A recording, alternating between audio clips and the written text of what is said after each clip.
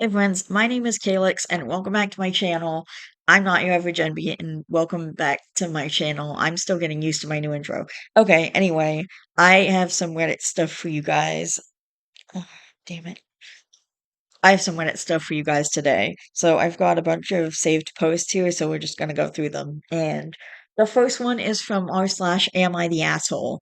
Am I the asshole for having a problem? What? Okay. That was a very vague title. I'm 45 male. My wife is 43 female. We've been married almost 18 years with 4 daughters. My wife, for the past 10 years or so, has planned a getaway trip each year for herself, alone to travel about 6 to 7 hours away to spend a long weekend with her gay guy friend to hang out with all his gay guy friends, having a weekend of drinking and bar hopping, and laying around a pool with people known for doing hard drugs. I know the guy. He's one of her childhood friends, and he's 100% gay, although they act very lovey toward each other and jokingly act as if they were a couple, which specifically doesn't bother me that much as I know him and understand the humor they find in it. There are significant physical difference reasons why they find it funny. The problem that I've expressed is how it hurts me and embarrasses me that she partakes in this weekend of whatever she's doing and how she refuses to answer her phone or respond to texts because it defeats the purpose of it being a getaway when she keeps having to respond to home. I feel embarrassed that my wife enjoys spending a weekend away with a group of almost exclusively gay guys. Okay, that sounds like she's cheating for sure. Um, uh, Anyway, am I the asshole for telling her that I'm uncomfortable with this trip and have been every year she's gone? When I bring it up, it always results in us fighting. In a few years, she has backed out of the trip. But other years, she has gone specifically to be defiant and hurtful. This year, we fought about it and she canceled. She tells me I shouldn't worry because they're all gay and that she deserves a weekend away from being a stay at home mom and that I should support her going. Full disclosure, our relationship hasn't been the best for several years. We've done therapy and attempted to work through many problems over the years. If this one seems to be a hill she's mostly willing to fight on, I don't specifically think she's taking the weekend as a hall pass, but I fully expect that there will be behavior that would be embarrassing for me and I would not approve of happening. I feel that it's inappropriate and she should be open to taking my feelings on the matter into account. Definitely sounds like she's cheating and just using that whole, oh, they're all gay and he's a gay guy and it's a gay guy's weekend and we're just hanging and stuff as an excuse to like do whatever she wants. Wait, you're the asshole? Wait, hang on. You're the asshole. The first comment says you're the asshole. I don't think it's healthy to feel embarrassed of your partner and then blame it on them and say that they need to change. Am I wrong here? It seems like this once a year getaway is harmless. That being said, you would mention something about how she doesn't like to answer her phone because it defeats the purpose of a getaway. Maybe you guys could come to an agreement in having a solidified plan slash time of talking once a day to check in. That way she may feel less bombarded if it's not a random text slash call. Also, highly recommend some kind of therapy for yourself. Okay, am I wrong? Am I wrong to think that she's cheating and that this isn't good what she's doing? Literally, the first comment I read said that she's not the asshole. I'm so confused. I might be wrong on this one. And then OOP, and then OP responds, and he has like 50 downvotes. I did suggest several years ago that maybe she should just call to say goodnight or to check in occasionally, but in practice, she would forget or didn't want to be bothered to pull away long enough to do so. Not even for the kids to say goodnight. Most of the communications I've attempted were asking about administrative things at home that she normally does that I can't figure out to her, due to her holding some piece of information needed. And then someone replies to that. And what exactly is it that would need to be done that weekend that only she can do? Regular stuff like paying the bills shouldn't need to be done that specific weekend. For emergency stuff, you should have the information you need. What would you do if she was hurt or sick and couldn't take care of the administrative things for a week? To me, it just sounds like you were looking for an excuse to call her and make her do work instead of enjoying her vacation. Probs finding the scissors. I was thinking the ketchup, but scissors is also a solid choice. Okay, not even for the kids to say goodnight. Trying to guilt trip your wife into calling you under the guise of the kids is pathetic. It's one weekend. Most of the communications I've attempted were asking about administrative things at home that she normally does that I can't figure out. See above, already pathetic. She's been going away for years, and every year you need something she knew she needs to help you with specifically during those few days. Or are you asking her to reiterate the same things every year, only further demonstrating that you can't function alone as an adult? Are you manipulative or manipulative and pathetic? It's one weekend, dude. Administrative things can wait, or you can figure them out by yourself. When the kids were younger, I left my partner alone with them every other Easter, leaving on Thursday morning and coming back sometime on the Monday. We are both reenactors, but I refused, I still do, to take the kids with me because this one period of 5 days every 2 years, I don't want to be mom, mom, mom. This is my adult time where I get to hang out with other adults, and I don't have to watch how deep I get into my cups, provided I don't fall in the creek on the way back to my encampment. Most of these people I see once or twice a year, and reenactors can party like nobody's business. I put on the slow cooker on Thursday morning and then turned off my phone. There's a list of how to feed the pets on the kitchen wall, everything else they get to figure out themselves. I will text once when I've arrived at camp and then turn the phone to airplane mode. Last year was the first time I brought him along as the kids are old enough to be in charge of the house and pets for 5 days. I made it clear that if he dampens my fun, he gets to stay home next year. With the kids being on their own, I check in twice a day. That's it. At least one of them has a license. Leave your wife alone to have some fun. You sound overbearing.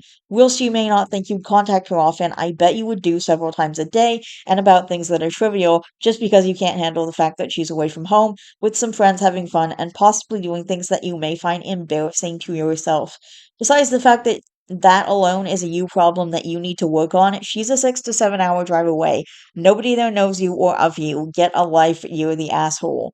Genuine question, did you ever at least check your phone? What if there was an emergency? Bro, you need to grow up. I know you're saying it's one weekend, dude. Administrative things can wait.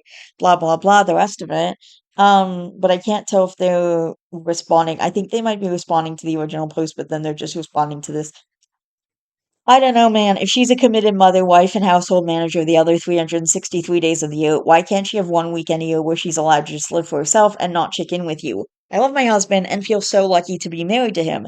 When I'm away from him for a couple days, whether because I'm on a weekend trip, he's on a business trip, or whatever, I don't really like to talk on the phone with him. I like to live in the moment and not plan around a phone call. I know he would prefer to talk, but guess what? He respects me. He tells me to have a great time. It makes me love him even more. Blech. Ooh, there it is. I was kind of assuming you missed her or wanted to hear how her weekend was going. Yeah, dude, her point is explicitly to go have fun for 2 entire days without needing to pause her fun to take care of the household, even if indirectly. If most of your communication is to ask her about those things, I can see why she just stopped letting you talk to her about anything during that time. Ask her about things the other 362 days of the year to prep for the 2 to 3 days she isn't available. And then someone linked a thing that says, "This is what you sound like." The King of Queens, and it's linked to a video, YouTube video. The King of Queens, Doug finds the scissors. I'm not gonna play the video for you here, but does anybody know what that means? Okay. Anyway, it's looks like it's from a show or something. I don't actually know. Anyway, administrative things at home that she normally does that I can't figure out due to her holding some piece of information needed. Possibly you need to already be involved enough to at least be able to hold down the fort for a single long weekend. Okay, what about administrative things? What are these administrative things exactly? Like, are they common problems? Can you get your wife to, like, I don't know, write stuff down or make a list?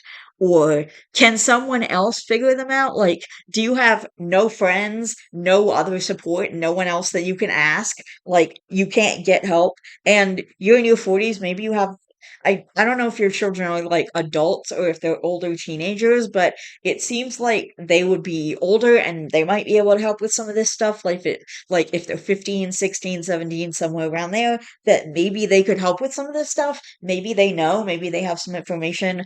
I don't know if it's like paying the bills, like some people said, it's not something that needs to get done, or at least it shouldn't be something that needs to get done right that second, right that weekend. And if it is, it seems like the kind of thing that would happen before she left. Like, they're not going to send you the bill and ask you to pay it within a 2 day period. Like, you're not going to receive the bill that says you have to pay within 24 to 48 hours, type deal. So, like, I don't know. I think it gives you a few days. I don't know. I'm not super familiar with bills. I never paid them when I was at my old place. And when I say I never paid them, I don't mean like I didn't pay them. Utilities were included, and mostly I my part was basically transferring $500 to my mom, which my mom would then take care of and give my money that I gave her, the 500 plus whatever her and my grandpa's part of the rent was, to the landlord. That was basically her thing that she did. Like, I so I don't know. I'm not familiar with like rent or bills or how that stuff works, but I'm pretty sure they're not going to send you a thing that says you have to pay within 24 hours or we will shut off your water and stuff unless you've already been sent a couple bills by them that says you have so and so long to pay, like you have 2 weeks to pay or whatever. And then because if they're sending you a final notice that says they're going to shut off your water, that means they've already sent you a couple of other ones that say you need to pay your water bill or whatever. So if it's an emergency like that, then you can get more like that. You can get over like, you can get your wife to do that. Then, I don't know, like, figure it out. You're in your 40s, and you can figure this stuff out. Like, and when I move out of here, I'm actually gonna get my mom to be like helping me with all kinds of stuff so that I can do and manage things myself because I realize that like I need to have more skills. And I feel like I'm a big part of that. My mom is also part of that, but I think honestly, at this point, most of it is on me because I'm an adult, and I keep asking my mom for to help me do things and like help me learn how to do things. That none of it's happened yet. None of it, like I don't know. She's not.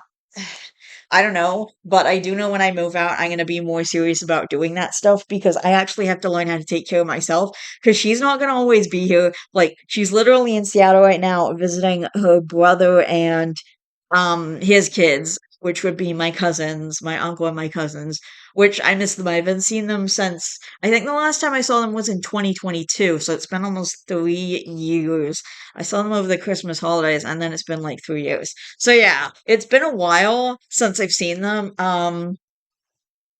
Okay. Anyway, another comment says, I feel embarrassed that my wife enjoys spending a weekend away with a group of almost exclusively gay guys. Pathetic, you're the asshole. And then OP replies, and he has 45 downvotes for this. So I should just never mind the drugs, alcohol, and essentially disappearing for 3 to 4 days without so much as a phone call. But you didn't write you're concerned about your wife spending time with people partaking in drugs and alcohol. You wrote you're embarrassed she's hanging around with gay guys, which very much implies your own embarrassment and homophobia is your true issue here versus actual consideration for her safety. The drugs are mentioned in the first paragraph. Why does she need to check in with you? Are you unable to manage the home alone? And then a response to that. He's her husband and at home watching their 4 daughters. What in the actual hell is wrong with you people? She should check in on her family. You can do that and still have fun. You can even not do drugs and check in on your kids and still have fun. No, no, no, no. She should not have to do that. She should be able to turn off her phone and have a few days that are just for her. That is so unfair to say.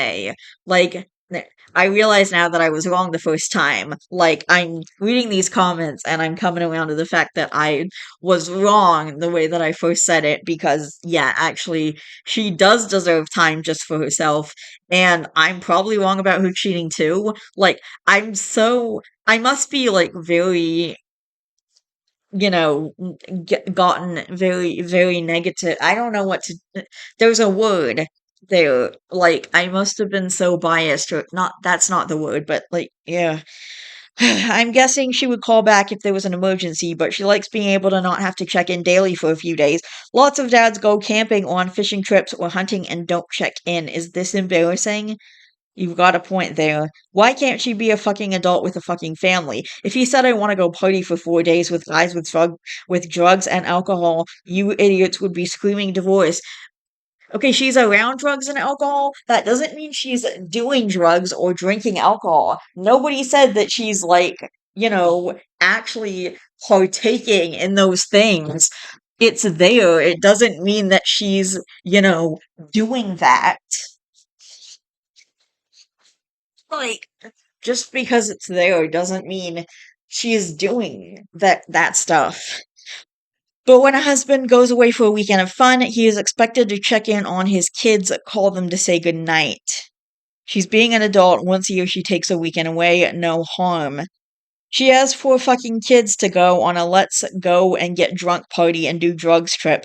Bro, don't have kids. Okay, no, that is so unfair to say. Okay, so she shouldn't have kids because she's a committed, loving mother the rest of the time. People are really focusing on the drugs and alcohol part of this story. Like, it says there are drugs and alcohol. It said, okay, let's go back. Having a weekend of drinking and bar hopping and laying around a pool with people known for doing hard drugs. Nowhere in the story does it say that she is doing drugs too. She might not actually partake. You don't know. You're not there. And if you're concerned about that, then the thing to do is to, like, I don't know, bring that up to her in a mature way and say that you're worried about the drugs and drinking, but you kind of made it mostly about these gay guys that she's on vacation with, I guess. Like, I don't know. The post is problematic. Like, it feels like, I don't know, it feels weird. Like, it feels like really judgy and, like someone else said, homophobic. I'm not really sure what to think here because she's around drugs, it doesn't mean she's actually partaking in the drugs and drinking. And, it there's a way to bring that up with your wife without, making a big deal about it and making her cancel her trip. Like, you don't need to make her cancel her trip to do that. Like, you shouldn't have a problem with her going on the trip at all. If you have a problem with the drugs and the drinking, there is a way to bring that up to her without being without making her cancel the trip, I guess, is what I want to say. Like, y- I don't know. She doesn't have to cancel the trip for you. And like someone else in the comments said, dads go away hunting, fishing, camping, various stuff. And, like, no one is expected to check in with them. And, like you said, there and also there was a time when cell phones didn't exist. If you wanted to check in with someone, you literally couldn't. They just go away for the weekend and then you don't check in with them. And until very recently, that was the case. Cell phones only came around in the last, like, I don't know, couple decades. Like, phones didn't exist in the 1980s or 1990s. Cell phones, they weren't a thing. They only came around, like, really recently. So, like, if someone goes away on a trip, then they're not, you can't check in with them.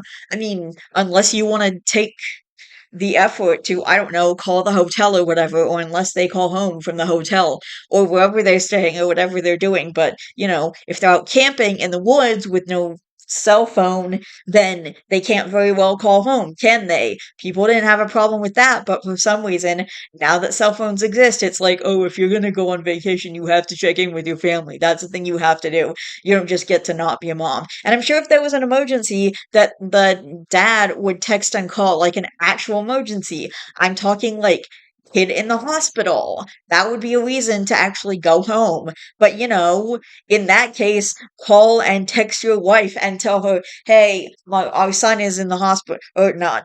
I guess they don't have any sons. Our daughter is in the hospital, blah, blah, blah, whatever. Like, call and text her this stuff, and you can leave a voicemail, you can text her, you have a lot of options to be able to reach her if there's an actual emergency. But don't make her take time off her vacation to, like, deal with administrative things. She's allowed to want that time and space for herself and not have to deal with the craziness at home. And the kids are just going to have to understand that. They're just going to have to deal with that. And I'm assuming at least a couple of them are in their teens by now. Either way, regardless of what ages these kids are, they can understand that mom wants time for herself. Mom needs time for herself. And you know what? Even if they're young, like 4 or 5, then they can learn now. Now's a good time for them to learn because that's what life is. You cannot give your all to your family or to like one thing in particular. You can't just give and give and give until you have nothing left to give and then keep giving. Like she takes one vacation a year for 3 to 4 days and you have a problem with that. Okay, I have to go. I will have to be right back. I have to use the bathroom. So I will be back soon.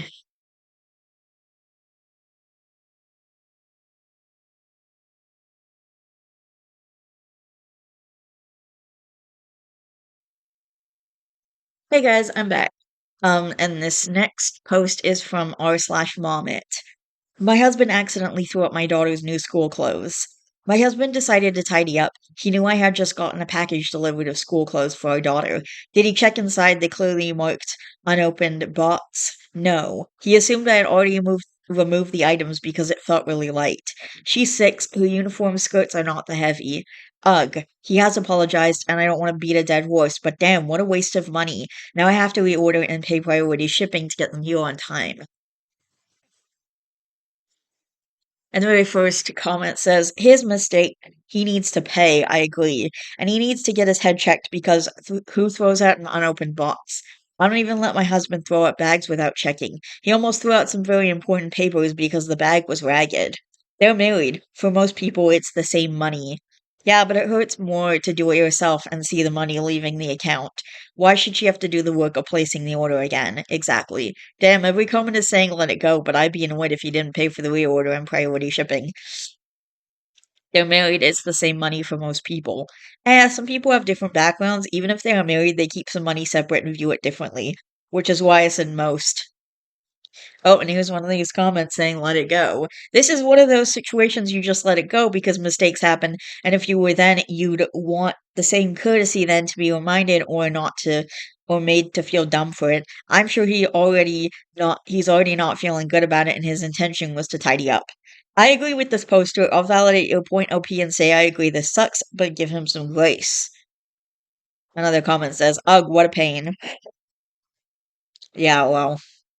So he just put the whole box in the garbage. Accidents happen, reorder and move on.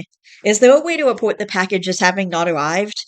Well, then that would be a lie, wouldn't it? That the company would have to pay for, and that's pretty messed up to do. Like, that's not a big deal. Not me just sitting here daydreaming about mine helping tidy up. If he doesn't help clean up, maybe it's time to get a new husband. Anyway, doesn't matter. Hmm, what the fuck? Okay. Oh, I found a post on my homepage from r/Costco Canada. If you don't want it, put it back where you found it. There's a bunch of trash bins and then there's also kitchen garbage bags sitting there next to them. Wait, are those cookies? Oh my god, I think, nope, granola bars. There are granola bars beside the trash cans. I'm convinced the fact there has been more displaced items around Costco lately is honestly a recession indicator. In all seriousness, please be a good human being and return the items you've decided not to purchase back where you found it. Not once, but many times I've found products displaced elsewhere in the warehouse, especially frozen goods and rotisserie chicken. For example, we found a box of Malona ice bars placed on top of some dry goods away from the freezer,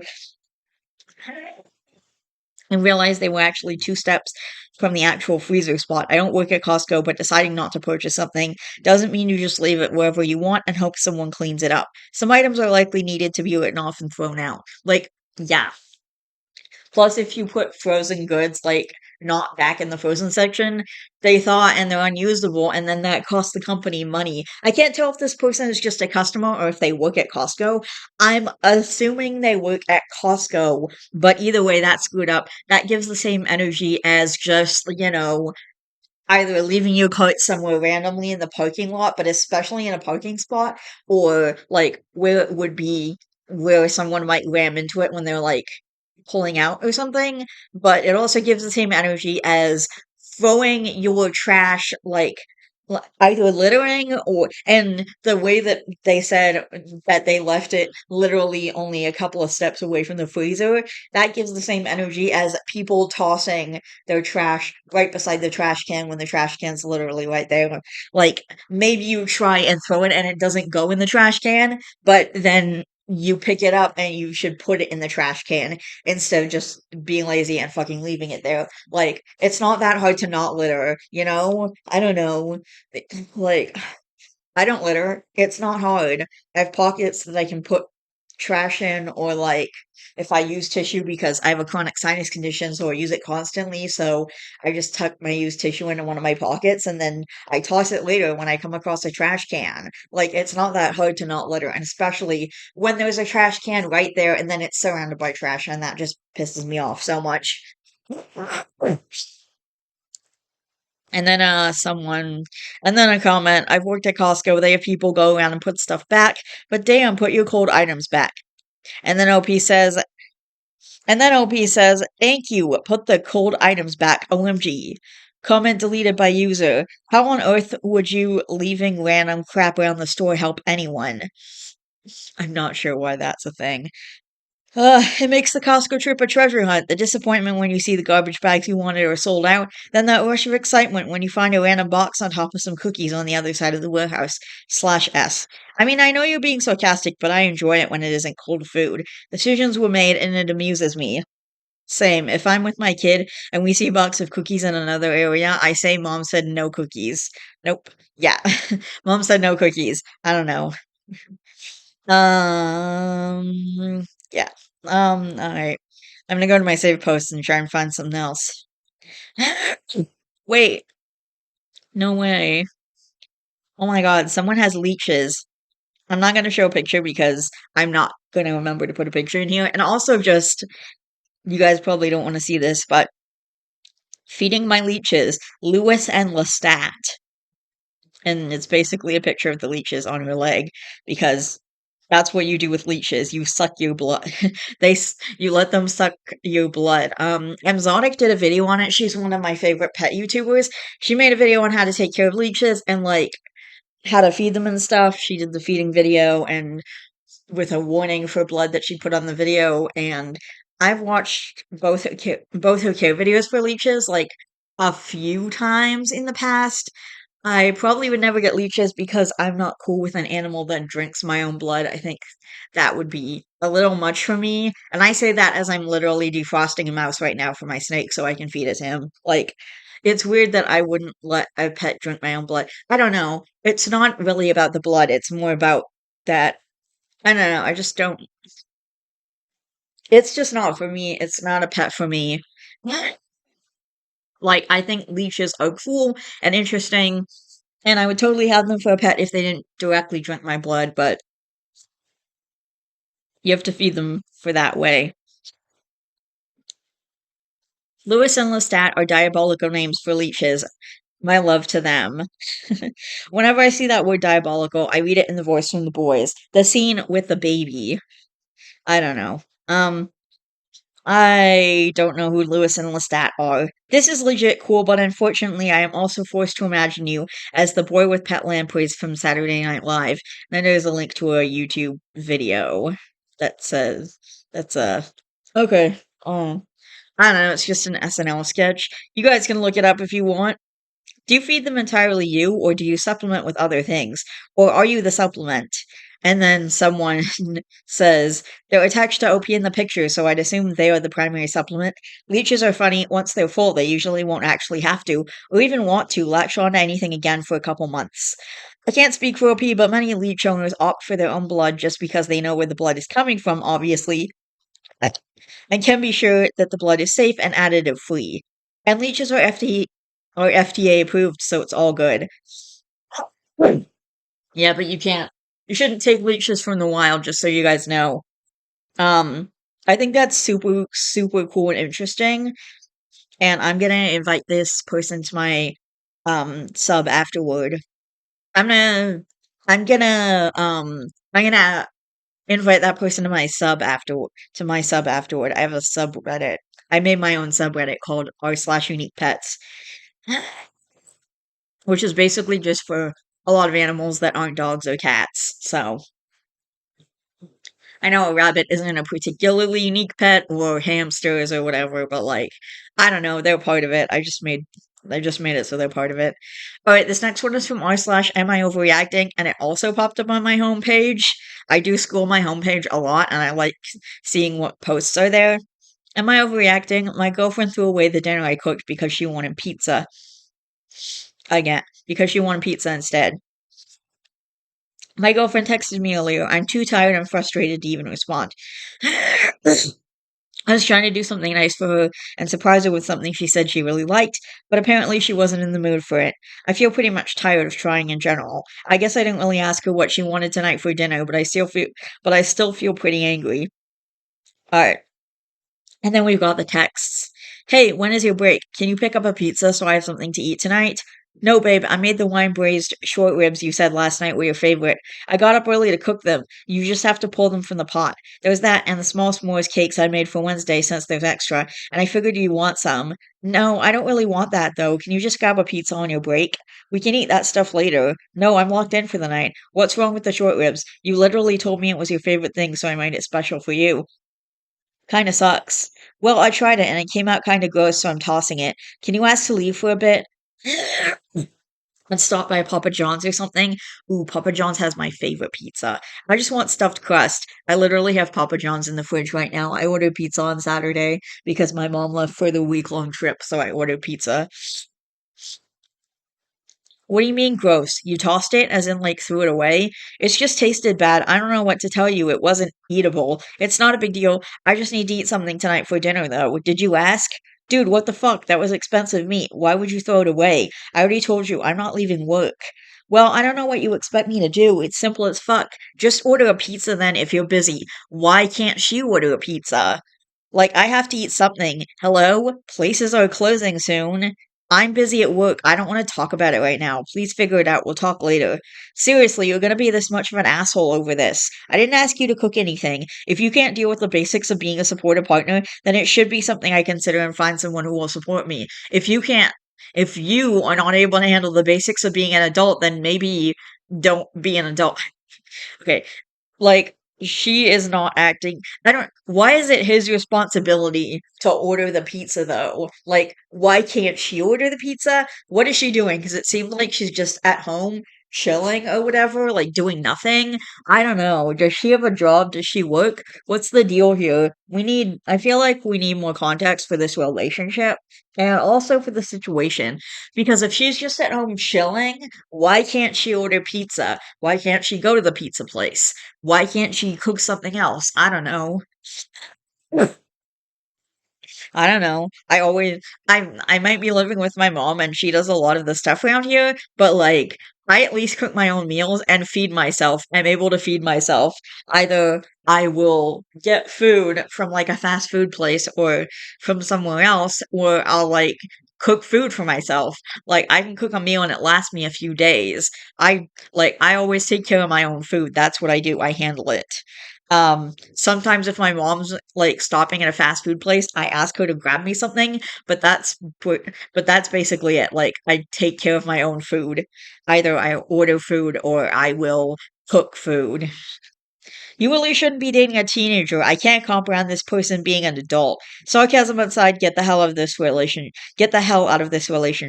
You want to spend the next 40 years or whatever with someone who throws homemade meals in the garbage, demands pizza from a chain restaurant, and is seemingly incapable of ordering delivery herself? Exactly my problem with it. And is rude as fuck to you? Dude, there are so many red flags in this exchange that you could open up an Etsy store selling used red flags and become a multi-millionaire. And then OP says, and then OP responds to this. Not sure why I can't edit to add more information on mobile, but I'm borrowing the top comment to answer some questions. One, she lost her card last week while hanging out with some friends and had to cancel her accounts. She's using mine until her new one comes in the mail. Okay, so you then she can have some cash on her at all times. I always have 40 bucks on me in cash just to make sure. Oh, I have to get cash from my mom. That reminds me. Shoot, I should have done that before she left on vacation. But I always make sure I get cash from her, but just in case. Okay, well, hopefully everything is working when I go to the movies tomorrow because I just realized I used my cash and I forgot to get it from her. I had to use it. That's kind of why I carry cash for in case there's an emergency. I specifically started taking 40 bucks out of the bank. But my mom usually gives me like she carries 20s on her, so she'll just give me the 40 bucks and then take it out of my account later. But I had to use it to go shopping. And I started carrying it around originally because of two because the debit machine wasn't working at the movie theater, and that happened twice in like 1 month. So I started carrying cash on me, so I'll use it for either the movies or the groceries if I have to. And I forgot to get cash from my mom, so hopefully I'll be okay until she's back. Or wait, so first there? Okay, I might just grab cash from her purse and get me a, and get and be like, Mom, this is what I and text her and be like, Mom, I took cash from your purse because I had to do that. But either way, I carry cash on me and she can also carry cash on her, and she should have had some cash on her in this situation. And I'm not saying that OP's responsible for that. Obviously, the girlfriend should have been like, hey, can I get some cash in case I ever want to buy something and you're not around? Like, how is she supposed to do that without asking you for help? Anyway, two, I have not gotten to eat any of the prepared food. Okay, wow. Three, cooking is my love language. I think I mostly just feel heartbroken at this point. And that's why I've decided to just finish work tonight and talk to her in the morning about it. Edit. Just a quick follow up. My shift just ended. I'm going to probably go home and pack some stuff and stay with a friend. She won't be up for a bit, and I don't really feel like sleeping in the same house. We'll update after I talk to her later, though. And then there was a small update before, but before we do that, I'm gonna really quickly read this. Cooking is my love language. I think I mostly just feel heartbroken at this point. Does she usually appreciate it when you cook, or does she feel like it's your job to provide food to her? Does she appreciate your love language, or does she just think it's your job to cater to her, and cooking happens to fall into that category? I don't know. I'm not here to make accusations about your girlfriend. I've never met her. But if these texts are indicative of the way she usually talks to you and treats you, I think you could do a lot better for yourself. There's someone out there who would cry in appreciation if you made them a meal, my friend. Yesterday, I asked my boyfriend if he'd get me a code red on his way to visit me, and he stopped at Top and got me 5 to 6 packs of soda because he knew I was out and I'm a soda fiend. And I cried because I'm dramatic, and the nature of my mental illness is such that I assume everyone finds me tolerable at best. So a gesture like that makes me feel a lot. I'm not saying someone has to cry about it in order to be appreciative. I'm just saying that you deserve to be loved and feel loved. If I got home from work and my husband made dinner, I would be super grateful and offer to clean up the kitchen and load the dishwasher because if he didn't cook, it would be me doing it. And he's just saved me the effort. Okay. Let's read the update. I'm gonna go to the update and all right. Same text. And here is the update. After spending the morning at a friend's house, I went ahead and just went back to our apartment. I haven't really slept honestly with how anxious I've been to just go and get the conversation, so I'm exhausted. Basically, I went back to the apartment. She was there scrolling on her phone. I went ahead and just came out with it and explained to her that I can't keep trying to make things work with someone who doesn't care what I do for them. She started to cry and tell me it's just the way her brain works and it's not her fault. She says she's trying in her therapy and that she feels like she doesn't deserve to be loved. I more or less followed up and explained to her I can't be the one to keep dealing with her when she treats me like garbage. She basically got angry as hell at this point and told me that I never cared and I never really tried or I wouldn't just leave over something so stupid. She broke a glass I kept from going up that was sitting on a counter by throwing it on the ground, at which point I just stopped talking. I spent an hour with her yelling and begging me back and forth while I grab things I have that are valuable. I'm just going to disappear for a bit at my friend's. I need to figure out what to do about the rent and stuff since we have a month until renewal. I know it's not really all that crazy of an update, but it's just the way that it should have played out. But I wanted to just get in and out and be done after thinking about it. and being ready to move on from being unhappy. I appreciate everyone's comments, and to the people who reached out, I'll be honest, I feel like I've wasted a ton of my life trying to have a broken person, and it's just equal parts depressing while also a feeling of being empty and tired. I'm going to try my best to make things better in my life and only give people who appreciate me and the stuff that I do. Honestly, I'm incredibly proud of you for this. You deserve someone who loves you as much as you love them. Get yourself a fun drink, watch a movie with your friend that you're staying with, and just know your life will be better without that awful ex in your life. This is not an excuse at all for her, but the way she reacted genuinely makes me feel like she has some personality disorder. It just screams borderline personality disorder. This reminds me so much of someone I dated years ago who had this. I genuinely loved him, but leaving him was the best thing I could have done for myself. Not everyone who has this disorder is toxic, but it just sends me back to the days where when he felt rejected or abandoned by me, he would want me over anything, everything that he knew would hurt me most emotionally, and everything that he knew would hurt me most emotionally. I absolutely agree about the personality disorder. I'm pretty sure she lied about the ribs being her favorite to start with. Unfortunately, I speak from experience too. People like that will say they love something, then when you genuinely follow through, they act like you're nuts. It's all manipulation and control. That plus the ridiculous reaction to not ordering the pizza. It's super clear to me that she was pushing OP around to establish dominance, and if he hadn't left, she would just continue to make him more and more miserable and ruin his life in as many ways as she could. Okay, I'm not saying this is at all OP's fault or how she reacted was okay. I'm just saying if she doesn't have a card, then there should be something figured out. Either she should have the card number or she should have like cash on her, in case something would happen, like this kind of situation. I mean, he did cook for her, and it's very upsetting that she just tossed the food without like letting him eat it even or whatever, because he would have eaten the food even if she didn't eat the food. It's pretty clear on that. But like, it's so disappointing that this is how she reacted, and it's super fucked up that this is how she reacted. She never should have reacted that way. But still, there should have been some kind of understanding, in case there was a situation that came up where you couldn't be there and she needed money if she, or, she could have had like a friend pay for it or something. I don't know. There were a lot of options here. This didn't have to go down the way it did. Anyway, um, anyways, so uh, all right.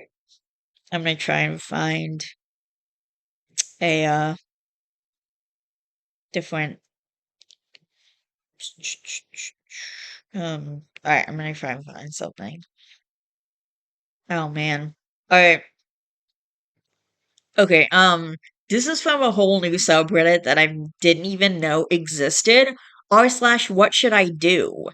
Boyfriend kicked in my windshield during an argument. And this also came from the homepage, by the way. I scroll on there a lot. Serious, and this is marked with the flare serious decision. While driving my boyfriend, 44 years old, 6'4", and I, 27-year-old, 5'4". Wait, he's almost twice your age. Okay, hang on.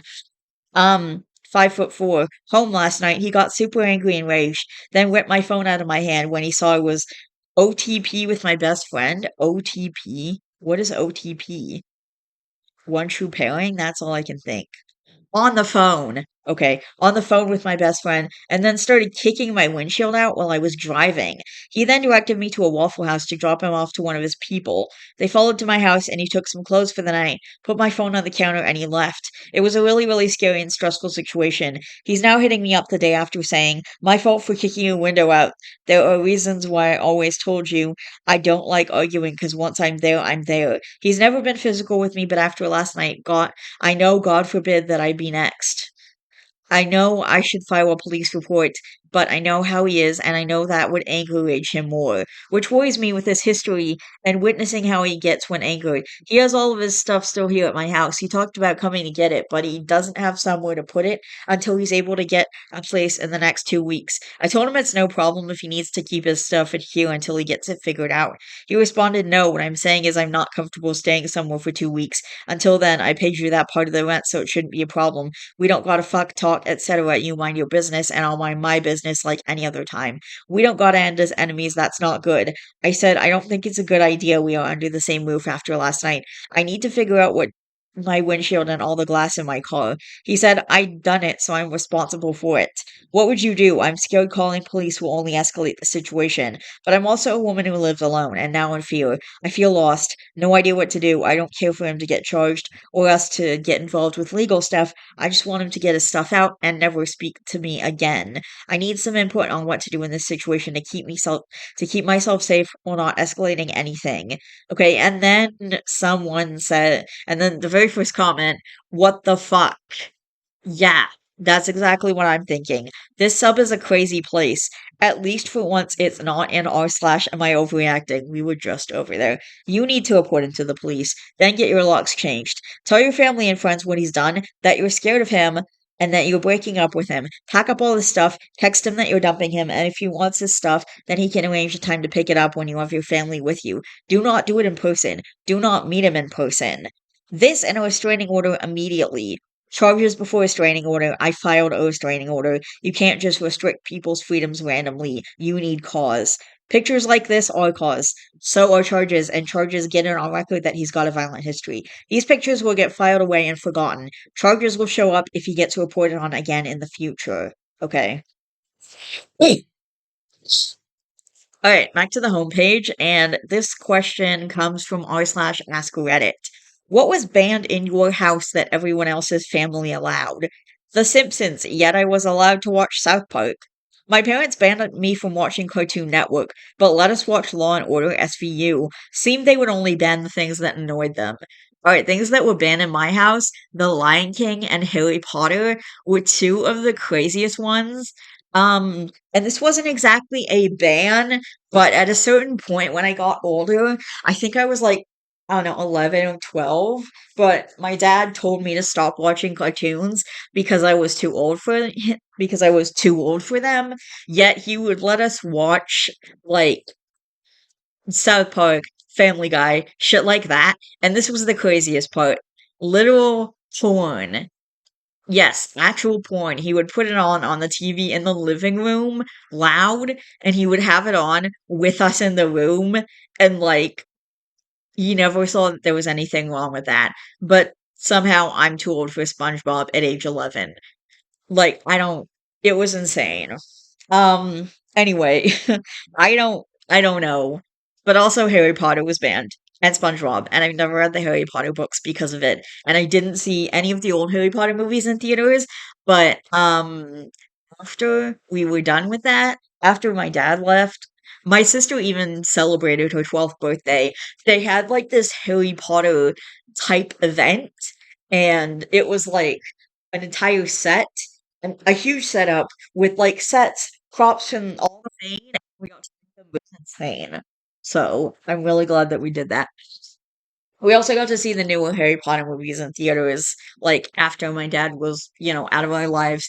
We got to see the new Harry Potter movies in theaters. So I think seventh one, the sixth one, and I think also the fifth and fourth. I don't remember exactly what years they came out, so I could be wrong there. But wearing jeans and tennis shoes to school. I had to wear slacks, a shirt with a button down collar, and dress shoes every day until I graduated from high school. Once I got to college, those rules were quietly discarded. Oh yeah, I was actually talking to my mom recently because I want to start looking for a job next month. I want to actually start the job hunt, and specifically, they are gonna be hiring for the movie theater. They're gonna be hiring for at the Cineplex for like the Christmas season. So I'm gonna try and do that. But basically, I wanted to get my mom. I wanted to buy some clothes for like I'm gonna buy some decent clothes that most of my clothes have like pictures on them or whatever. I'm gonna try and get some actually decent looking clothes that will look good for an interview, that will be comfortable for me, but look like somewhat professional. So I don't look like an idiot walking in there. So I don't look like just some kid that has, a cartoon on their shirt or whatever. So anyway, wait, hang on. The movie The Exorcist. My mom watched it in theaters when she was younger, and it scared her so much we weren't allowed to watch it. She still won't let anyone watch it in her house 30 years later, lol. Okay. Damn. My mother was terrified of the flying monkeys in The Wizard of Oz when she was a child. As a result, I was in my teens before seeing it because my mother wouldn't let anyone watch it. I love The Wizard of Oz. Fun fact, they actually cut out some of the scariest scenes. There used to be a part where the witch wrote in the sky, "Surrender Dorothy or die." They cut out the "or die" part. And I mean cut, as in physically cut the film negative with scissors and spliced it back together. Then, apparently, threw away those parts so that the only evidence that those scary parts existed is in memories of old people like me and in text descriptions. Meaning, any version you see now isn't as scary as the earliest versions, which is what your mom probably saw. The most logical explanation I've read so far. MTV, my mom went nuts after our preacher convinced her that the devil was working through the media to corrupt children. Oh my god. MTV is still banned in her home some 35 years later. Well, she's not missing much now, to be fair. Oh my gosh. Oh, no, no. Okay, this one's kinda sad. So I'm just gonna give a trigger warning for a dead pet. This one comes from r/hamster, and these are all from the homepage, by the way. We haven't even dug into other posts yet. Hamster died in water bowl overnight. Hello, community. I've not really done many posts, so forgive me if I don't know the etiquette. I adopted a dwarf hamster last week, Coda, that was discarded in the trash. She was very skinny and cold. We took her in and gave her everything she could need. She was, or appeared, quite active, although I've never had a rodent before, so I don't know a lot. She would eat and explore for 10 to 15 minutes and then go sleep and repeat that a lot. She always wanted out of the cage onto her hand, out and explore. She had such a huge personality for such a tiny creature. Aw. Anyway, we left last night and gave her water into a bowl, maybe half a centimeter at max. This morning I come in and she's dead in her water bowl. I feel so devastated. I've seen her come in and out of the bowl several times. Since I don't know anything about hamsters, we have no idea how old she may have been. She was quite small. I don't know her weight though. She was very skinny and had disheveled fur. Her hind right leg seemed to be a bit lame, and she had very long nails, would often get stuck on stuff. Her toes on that foot seemed non-functional, at least they always seemed deformed and didn't move.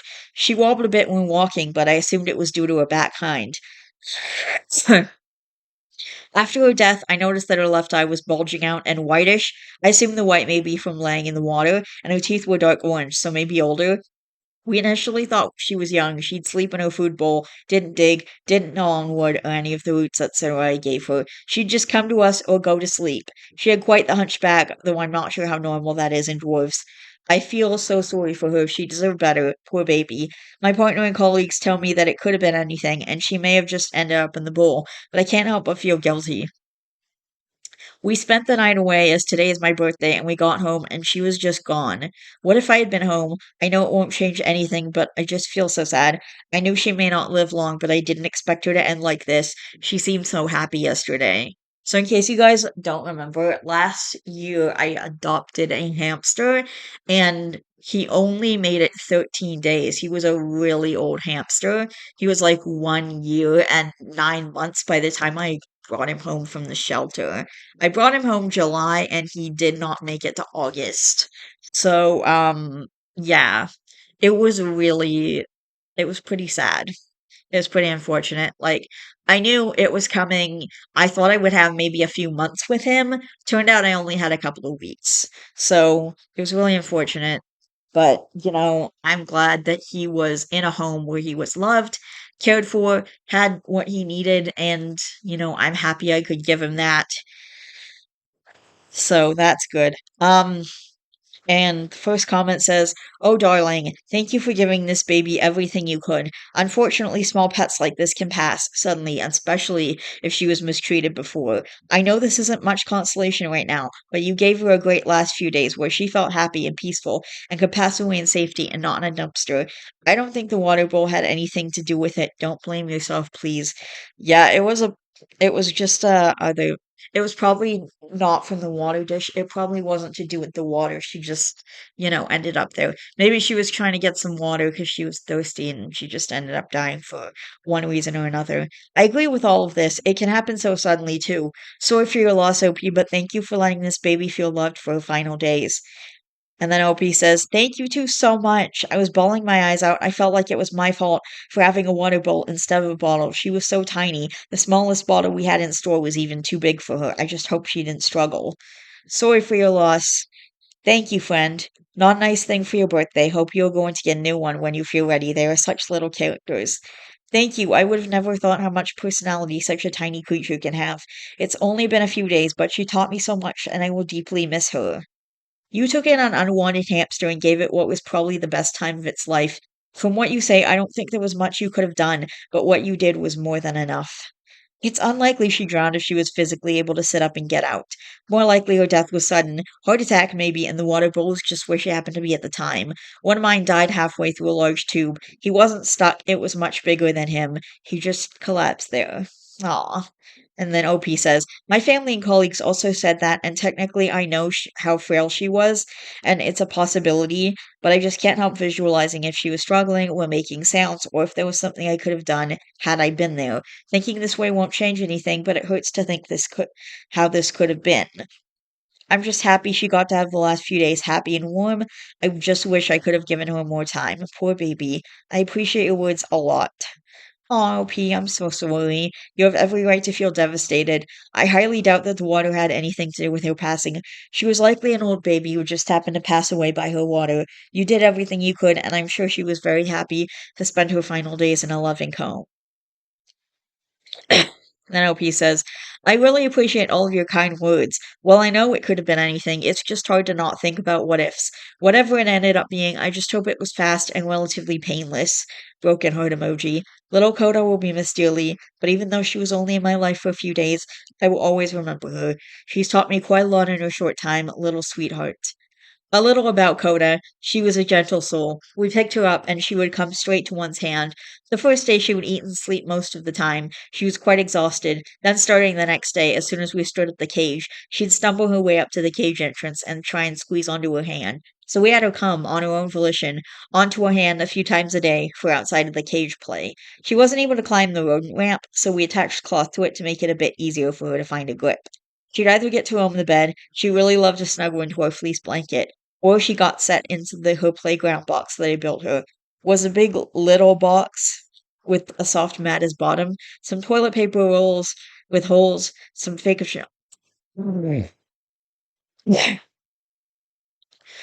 jungle plants to forage through, a small fleece tower to curl into, and a tiny sand bath since she wasn't able to get into the regular one. And two of my fried roses she seemed to enjoy. She really liked that box. We take her with us around the apartment in the box so she didn't have to stay alone. As soon as we set her into a cage, she wanted to get on our hand again. The cage by no means is small and has much to do and explore and stretches across 3 floors. Aw. She really liked half of a blue grape I gave her. Yes, I know, sugar, but she was so very skinny and didn't drink much, so anything she'd eat was a win, and she really liked the walnut she got. She'd very gently nibble her finger, but didn't bite even the first day we got her. Very gentle. Now today that I have seen healthy dwarf hamsters, I cannot believe how frail and small she was. I saw 10-week-old ones double of Coda's sizes. Coda almost looked mouse-like, more so than like a hamster, but she was adorable. I've buried her under a tree with some of my flowers. I will miss her dearly. Aw. Alright. Doot, doot, doot, doot, doot. Alright. Someone bought a donut pillow for their Kenyan sandboa. I need to get one of those too for Yahtzee. I think he'd love it. I want to put it in his cage and just see what he does. I'm changing out his substrate, by the way, because of the bad sheds he's been having. And honestly, I need to be able to up the humidity when he's getting ready to shed so that he doesn't have bad sheds anymore. um, do.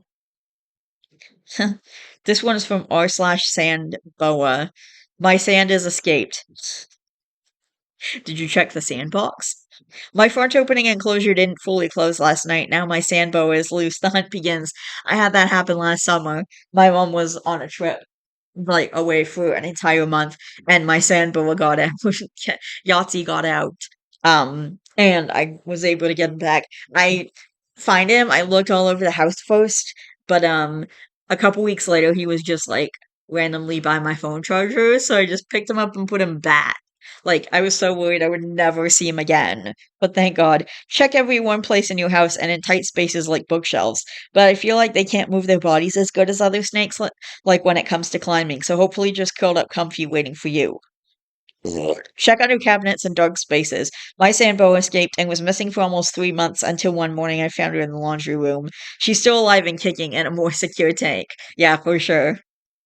Duh. Um, okay.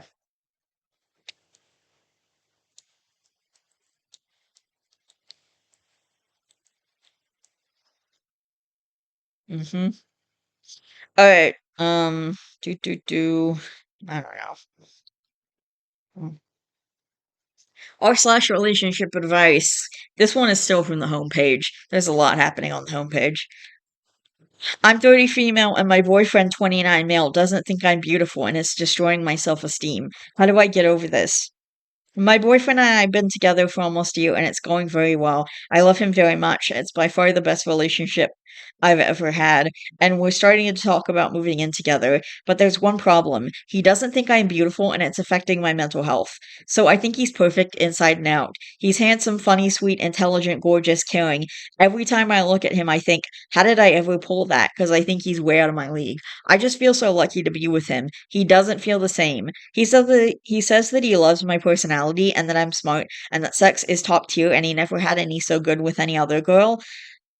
But when I asked if he thinks I'm hot, he says no. He thinks I'm pretty and he likes me, but he cares about personality more. This came up because while chatting about exes, he told me about this one girl we had a short fling with, and he said when he saw her, he thought she was stunningly beautiful and that she was out of his league, and felt proud he scored with her even if the relationship didn't develop because they didn't like each other on a deeper level. I jokingly asked if he felt the same about me, and he said no. When I first saw you, I thought you were pretty, but it's your intelligence and personality that made me fall for you.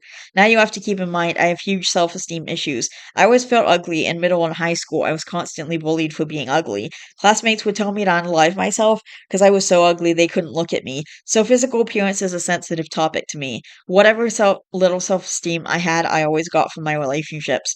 So him saying that basically destroyed whatever good opinion I had of myself. He noticed I got upset and said he was confused. He didn't understand why it was such a big deal to me. He said, I get that you got bullied, but I never said you're ugly. I said you're pretty, but I like your personality more. Is it really that important to you that I think you're the most beautiful girl ever?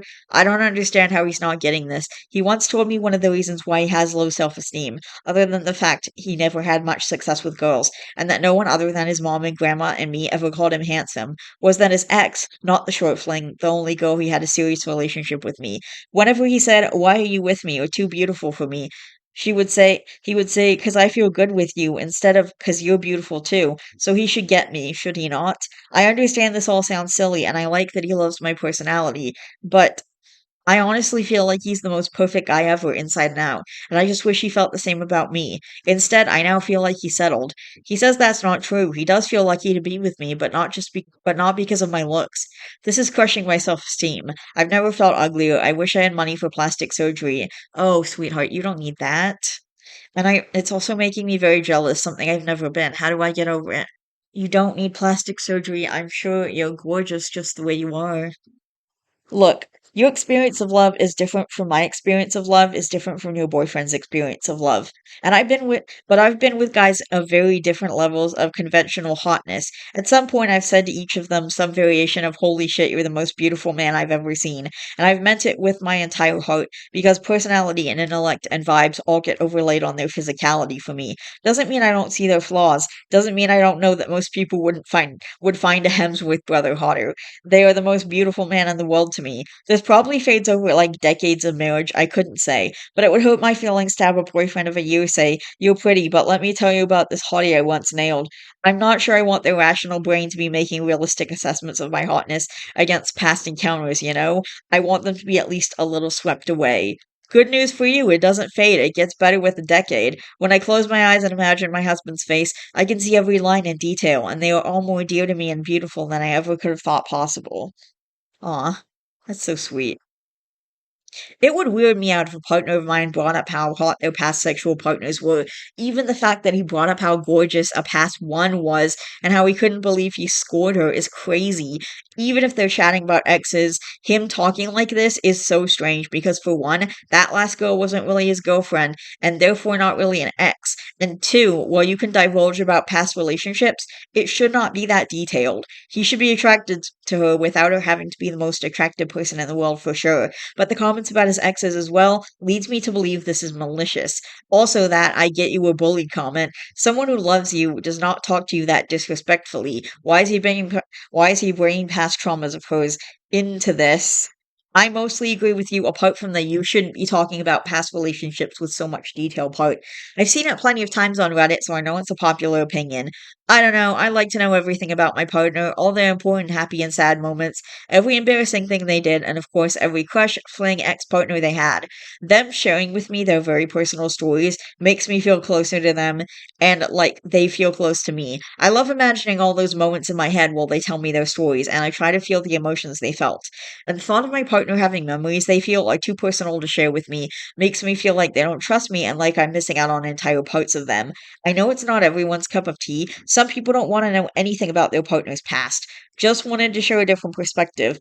Of course, the way the boyfriend does it here is beyond disrespectful, and dismissing OP's feelings about their trauma like that. Alright, alright. Ugh. Alright, hang on. R slash bad roommates. My roommate wants this four-bedroom all to herself. Update. Hang on, I'm gonna go find. I gotta find the original. Alright, gotta see this. New roommate wants the four-bedroom all to herself. Okay, it's basically. Alright, so there's some pictures here. Everything on this wall is hers, minus the ladder. So there's a ton of boxes and crates, and there's one step ladder, but that's not hers, obviously. Okay, here's her belongings blocking the door of another tenant. That's someone else's room. And then her room is there. So instead of blocking her door, she's blocking a different person's bedroom door. Okay. Everything but the black trash can I purchased today is hers. And again, there is boxes and crates and baskets piled high with like tons of stuff in them. The box in the right corner is mine, but here is a full view of the room. Okay, so again, an insane amount of stuff. My dirty dishes that she took out of the dishwasher. Why? Why did she take them out of the dishwasher? Why would she do that? Why would she not just run the dishwasher? Like, did she need to take that stuff out of the dishwasher to put her stuff in? I don't get it. Okay, just moved into a new place. She would rather have it to herself. I, a 22 female, just moved into a four-bedroom apartment in Brooklyn. Okay, so why is she living with people then? Why doesn't she, I don't know, get her own place that's just a one bedroom or a studio where she can live alone? Okay, I, 22 female, just moved into a four-bedroom apartment in Brooklyn. I found this place on June Homes, and I am here for a little over 3 months. I think that means she moved in June. Ugh. Upon my arrival to this apartment, my roommate, Stephanie, 27 female, looked absolutely shocked to see me walk in. I politely tell her that I am one of her new roommates. Oh, did they not tell you? Said Stephanie. They gave me the option to approve or deny roommates, and I sent them an email saying I didn't want to live with you.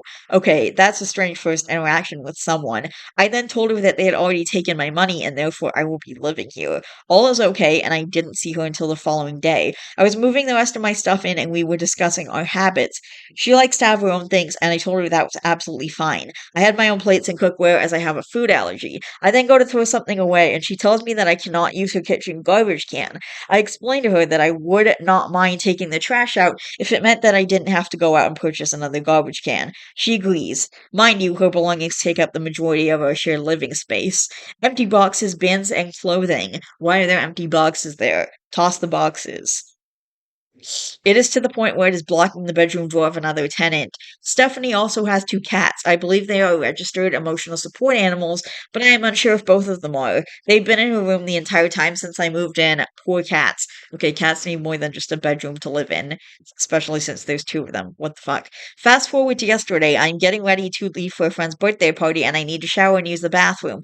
I check at 8:30 and the shower is on. I then go and do my thing for about an hour and the shower is still on at 9:30. I knock on the door and Stephanie opens it. She is not showering but has the tub faucet on for some reason. Eventually she leaves and I am able to do my thing. I would not be splitting the water bill with this person. But Stephanie has been using the bathroom for well over an hour, which rubs me the wrong way. Fast forward to this morning, I'm coming in from staying the night at my friend's and I see my dishes on the counter. I assume that she had ran the dishwasher while I was out and has left it out for me to put away. This was not the case. She went out of her way to empty everything that was not hers from the dishwasher and just washed her own dishes. She comes out of her room, and my dirty dishes have just been sitting on the counter overnight.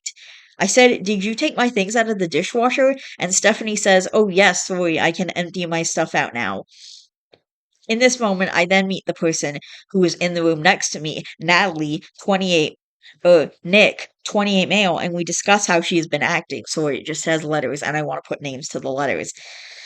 Apparently, when we had toured the place, Stephanie was out there trying to convince him not to move in. The person giving the tour says that Stephanie does this frequently, and it seems as though she wants this four-bedroom apartment to herself.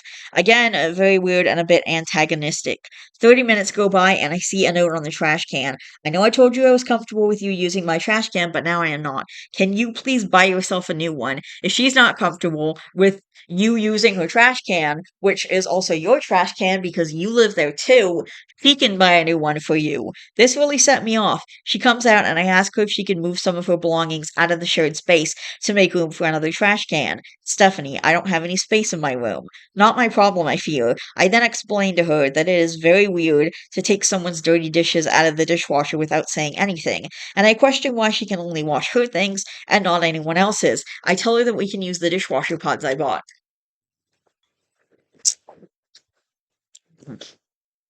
I can't use that dish detergent. It would ruin my plates. I just tell her that she needs to get rid of a few boxes so that there's space for others to have their belongings, and we leave it at that. I purchase a new garbage can and bags and bring it inside. Nick is now in the shared space and says to Stephanie, "Would you be able to move your trash can? If none of us are allowed to use it, I don't think it should be in the shared space."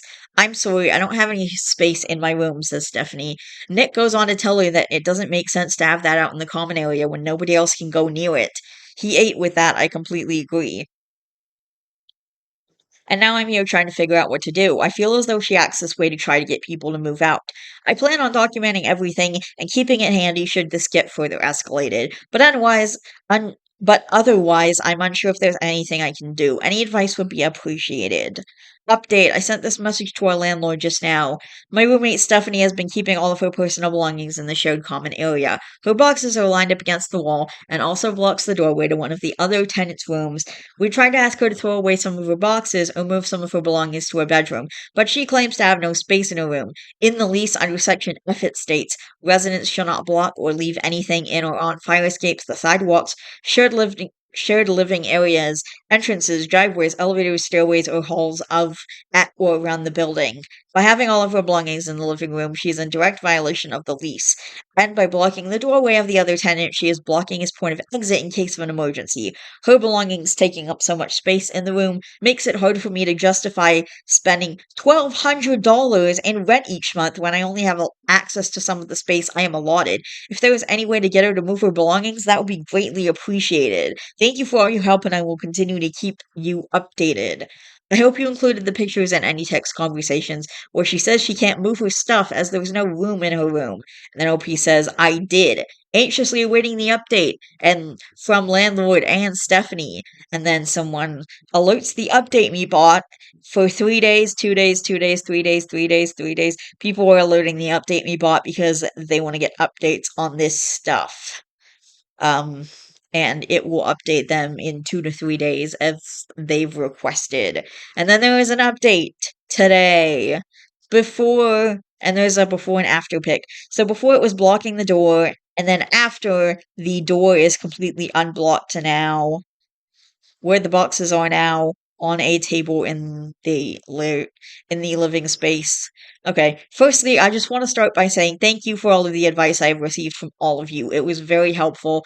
To those who were looking for more of an r/malicious compliance response from me, I believe you will be disappointed. I just don't think that would be the smartest way for me to handle things, and would quite frankly be a little immature this early on into my stay here. It's only been like not even 2 months, a month and a half maybe.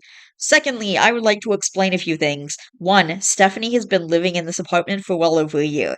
Two, our rental company works like student housing. All four of us have separate leases, and we each pay for our own room and use of the shared space. You can rent a room for as little as 1 month, but up to 2 years. Three, when a tenant is already living in the apartment, they get an email showing them the profile of a potential new tenant. You can sign a form that is a notice of decline if you do not want to live with the replacement tenant. Stephanie tried to sign that for all three of us who have moved in, and I assume has done it to most people who have tried to live in the apartment with her. I am pretty convinced Stephanie has some form of contamination OCD, which explains but does not excuse a lot of her weird behavior when it comes to separate trash cans, long showers, and not wanting to have other people's dishes in the dishwasher with her things. Obviously, this is not really something I can bring up with her directly, as that would be completely inappropriate, but it seems likely this is the case. Last night, Stephanie moved the boxes that were blocking the doorway of the other tenant. Before and after pictured above.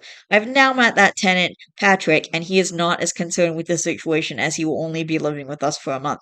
I'm glad that she moved the boxes, however, they are now on another table in the shared living space. While it is no longer a hazard related to the egress of Patrick's doorway, it still violates the lease terms because our shared space is still being used as her personal storage unit. This morning we had a cleaning lady come in who the rental company hires when new tenants move in. This was all fine until I heard Stephanie laughing with the cleaning lady, and I stepped outside into the common area to see what was going on. As soon as I walk out, Stephanie asks the cleaning lady if they can talk about something outside. LOL. I would only assume she was complaining about us. As for the report I made to our rental company, I've yet to hear back. Supposedly, they will be calling Stephanie today and telling her to remove her belongings from the living room, and if nothing changes in a few days, they will further escalate it. Nick has now also made a report that also documents the antagonistic behavior Stephanie displayed when he was taking a tour of the apartment alongside the issue of her belongings. He has not heard anything back yet. Overall, while I can empathize with the potential of her struggling with contamination OCD, her behavior towards us has been extremely rude and uncalled for. I'm hoping that pressure from the rental company can force her into getting a storage unit or throwing away some of the empty boxes in the living room. I don't know if there's really much else the rental company can do in regards to her behavior towards new tenants, but we'll see. Again, if anything happens in the next day, I will keep you all posted.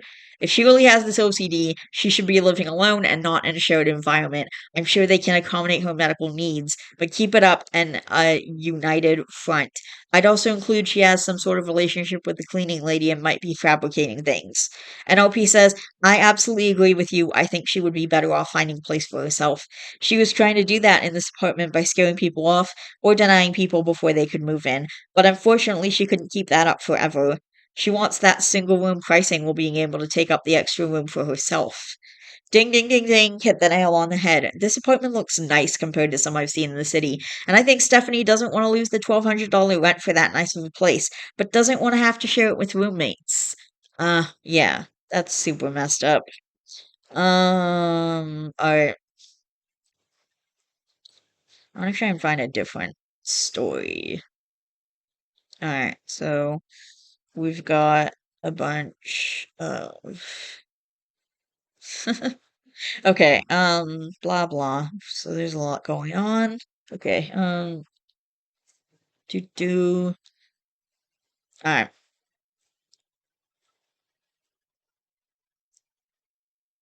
alright, do.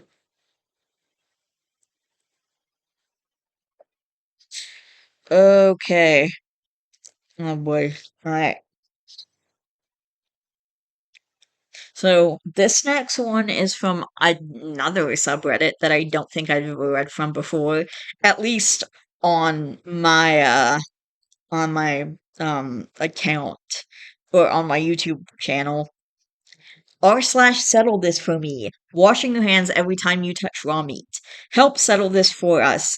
One person in the home is adamant that every time someone washes that every time someone touches raw meat that they should wash their hands, regardless if it was only for a few seconds. Raw juices, unwashed container that had raw meat in it. Before touching seasoning containers, spatula handle, towel, etc. Yes, agreed. Salmonella sucks. I had it. It's not good. I had it, I think, like 4 months ago. I had to take medication for it. It was terrible. Having salmonella sucks. The I called the ambulance because my mom was on a trip and I didn't want to go it alone, and I'd never been that sick before and I never felt like that. So I called the ambulance in case it was something, I don't know, dangerous. Another person in the home is just as adamant that washing your hands isn't necessary and that no one, professional chefs or people cooking at home, actually does it because it is too inconvenient to wash your hands every time. This evening's example touches raw hamburger patties and puts them on the grill, then uses the same hand to grab the spatula by the handle and also to pick up seasoning containers. No. No. Other person would have used one hand to touch the patties and gone inside to wash the hands before going back out to season, etc. What the hell? Why does what the hell? Every single comment I see so far has a bunch of downvotes. Okay, hang on. Alright. So the first two comments both have a bunch of downvotes, so I'm gonna see what's happening here. Okay, this one has 36 downvotes. I'm a butcher and I touch raw meat all day. I sometimes eat with that same bacteria on my hands. I sometimes eat with that same bacteria on my hands, but I get by. Cooking at home, I typically sanitize my hands after touching the raw meat before I reach for a seasoning that I'm storing, or if I'm touching an ingredient that won't be cooked to the same temperature as the given meat.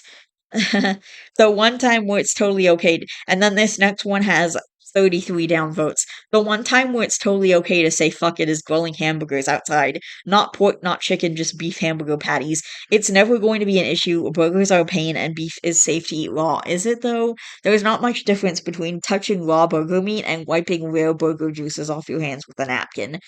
You're not washing your hands every time you touch rare burger. It never got to 165, so it doesn't matter if it was cooked. What do you mean it never got to 165? I don't get it. What? I That doesn't make any sense. Anyway, someone commented something, but the comment was deleted by the user. What is the point of rinsing your fingertips if you're not using soap? That's what actually kills the germs. So you touch meat, rinse your fingertips, and then go about touching everything else. You still have those raw chicken germs on your fingers because you didn't kill them with soap. Then your 2-year-old comes in and touches the cabinet that you touched with your raw chicken fingers, then puts his hand in his mouth. That's called transference, and it's the reason why your 2-year-old got a random stomach bug, shitting his little brains out. Your aunt is no better with her raw chicken germ rag. Alright, dang. It really is about being mindful of what touches raw meat. Have a designated tongs or spatula that is used to manipulate raw meat.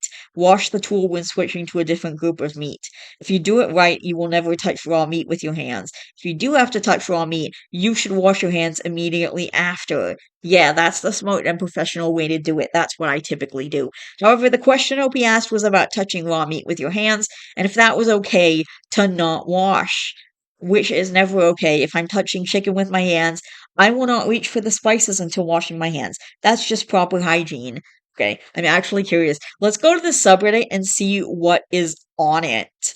Okay. Do do do. Hmm. All right. This one looks interesting. Next Sunday versus this Sunday. It is Tuesday 5th. Your friend messages you asking, do you want to do something next Sunday? What date does that mean to you? The upcoming Sunday the 10th or the following Sunday the 17th? To me, the 10th would be this Sunday or on Sunday. Next Sunday would be the one after the upcoming, aka Sunday the 17th. Settle this for me? Okay. Definitely the 17th. When someone says next, I definitely always think the one after the upcoming one.